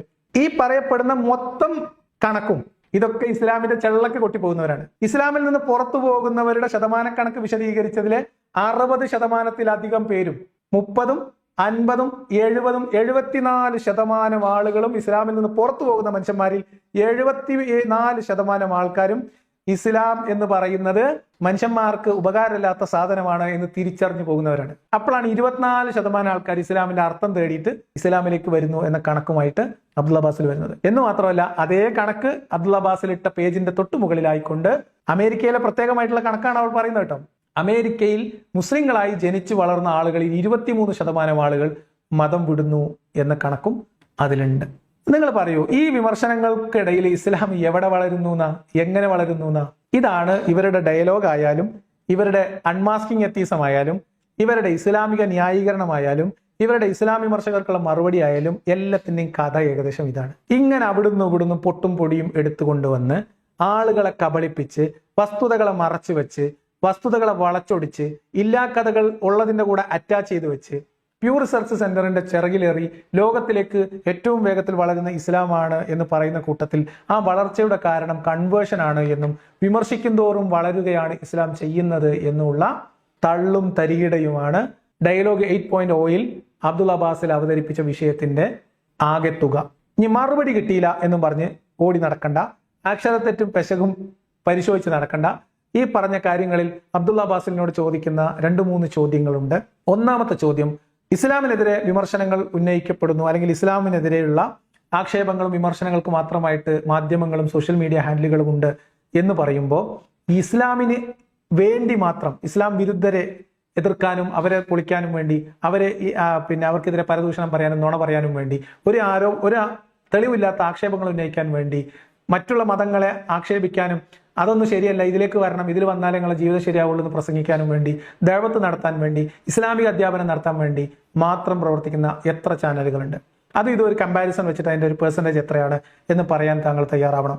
രണ്ടാമത്തെ കാര്യം, പ്യൂ റിസർച്ച് സെന്ററിൽ താങ്കൾ ഉന്നയിച്ചതുപോലെ ഇസ്ലാം മതം വളരുകയാണ് എന്ന കണക്കിൽ എവിടെയെങ്കിലും ഇസ്ലാമിന്റെ ജനസംഖ്യാ വർധനവിന്റെ കാരണമായിട്ട് ഇസ്ലാമിലേക്കുള്ള കൺവേർഷൻ അതിൽ ഉദ്ധരിക്കപ്പെട്ടിട്ടുണ്ടോ? നിങ്ങൾ ഉദ്ധരിക്കപ്പെട്ടിട്ടുണ്ടെങ്കിൽ അത് നിങ്ങൾ തെളിവ് കാണിക്കണം. അതല്ലെങ്കിൽ നിങ്ങൾ കാണിച്ചത് ശുദ്ധമായ കാപട്യമാണ് എന്ന് നാട്ടുകാർ മനസ്സിലാക്കും. മൂന്നാമത്തെ കാര്യം ഈ അവസാനം പറഞ്ഞതാണ്. ആകെ കൺവേർട്ട് ചെയ്യപ്പെടുന്ന ആളുകളുടെ എണ്ണം പറയുന്ന ലേഖനത്തിൽ ഇസ്ലാമിലേക്ക് കൺവേർട്ട് ചെയ്തു വരുന്ന ആളുകൾ, അല്ലെങ്കിൽ 23% അമേരിക്കൻ കമ്മ്യൂണിറ്റി ഇസ്ലാമിലേക്ക് പോകുന്നില്ല, അല്ലെങ്കിൽ 23% വർധനവ് കൺവേർഷനിലൂടെ അമേരിക്കയിലെ ഇസ്ലാമിൽ ഉണ്ടാവുന്നില്ല.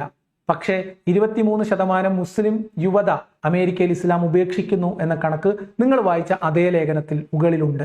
നിങ്ങളത് കാണാത്തതാണോ? അത് കണ്ട ഭാഗം നടിക്കാത്തതാണോ? അതോ നിങ്ങൾ പ്രസക്തമല്ല എന്നതുകൊണ്ട് ഒഴിവാക്കിയതാണോ? ഈ പറയപ്പെടുന്ന രീതിയിൽ കൺവേർട്ട് ചെയ്യപ്പെടുന്ന ആകെ എണ്ണം അവർ കൺവേർട്ട് ചെയ്യാനുള്ള കാരണം പറയുന്ന കൂട്ടത്തിൽ നിങ്ങൾ ആദ്യത്തെ 2 പോയിന്റ് മാത്രം എടുത്ത് ബാക്കിയുള്ള കാരണം എങ്ങനെയാണ് ഇസ്ലാമിലേക്ക് എത്തപ്പെടുന്നത്, കല്യാണത്തിന്റെ കാര്യം, കുടുംബ പ്രശ്നം, ദഴവക്കാരുടെ സ്വാധീനം തുടങ്ങിയിട്ടുള്ള കാര്യങ്ങൾ, അല്ലെങ്കിൽ ഏതെങ്കിലും ഒരു കമ്മ്യൂണിറ്റിയുടെ ഭാഗമായിട്ട് നിൽക്കാനുള്ള ആഗ്രഹം കൊണ്ട് വരുന്നവർ, ഇതിലൊന്നും ദൈവികമായ കാരണങ്ങളില്ല. അപ്പൊ അതുകൊണ്ട് അത്തരം കാരണങ്ങൾ കൊണ്ട് ഇസ്ലാം സ്വീകരിക്കുന്നവരുടെ ശതമാനം നിങ്ങൾ മറച്ചു വെച്ചതാണോ? എന്തിനു വേണ്ടിയിട്ടാണ്? ഇസ്ലാം ഉപേക്ഷിച്ചു പോകുന്ന ആളുകളുടെ എണ്ണവും അതിന്റെ കാരണവും കൂടി ആ താരതമ്യത്തിൽ ഉൾപ്പെടുത്താൻ താങ്കൾക്ക് കഴിയാതിരുന്നത് എന്തുകൊണ്ടാണ്? ഈ 4 പോയിന്റുകൾക്കാണ് നിങ്ങൾ മറുപടി പറയേണ്ടത്. ഈ 4 പോയിന്റാണ് നിങ്ങൾ അവിടെ അവതരിപ്പിക്കാൻ ശ്രമിച്ചത്. അതിനാണ് നമ്മൾ വസ്തുനിഷ്ഠമായിട്ട് മറുപടി പറഞ്ഞത്. അതുകൊണ്ട് നിങ്ങൾ മറുപടി പറയുന്നുണ്ട്, ഇതിന് പ്രതികരിക്കുന്നുണ്ടെങ്കിൽ നിങ്ങൾ ചെയ്യേണ്ടത് ഈ 4-5 ചോദ്യങ്ങൾ നമ്മളിവിടെ ഉന്നയിച്ചിട്ടുണ്ട്. ആ ചോദ്യങ്ങൾക്ക് മറുപടി പറയുകയാണ്. ഇനി എന്തായാലും എല്ലാ വീഡിയോയ്ക്കും വേണ്ടി പ്രത്യേകം മറുപടിക്ക് വേണ്ടി നിങ്ങൾ ആവശ്യപ്പെടുന്നതില്ല. ഡയലോഗ് 8.0 നിങ്ങളുടെ വീഡിയോ കൊണ്ട് നമ്മളിത് ഉദ്ഘാടനം ചെയ്തു എന്ന് മാത്രമേ ഉള്ളൂ.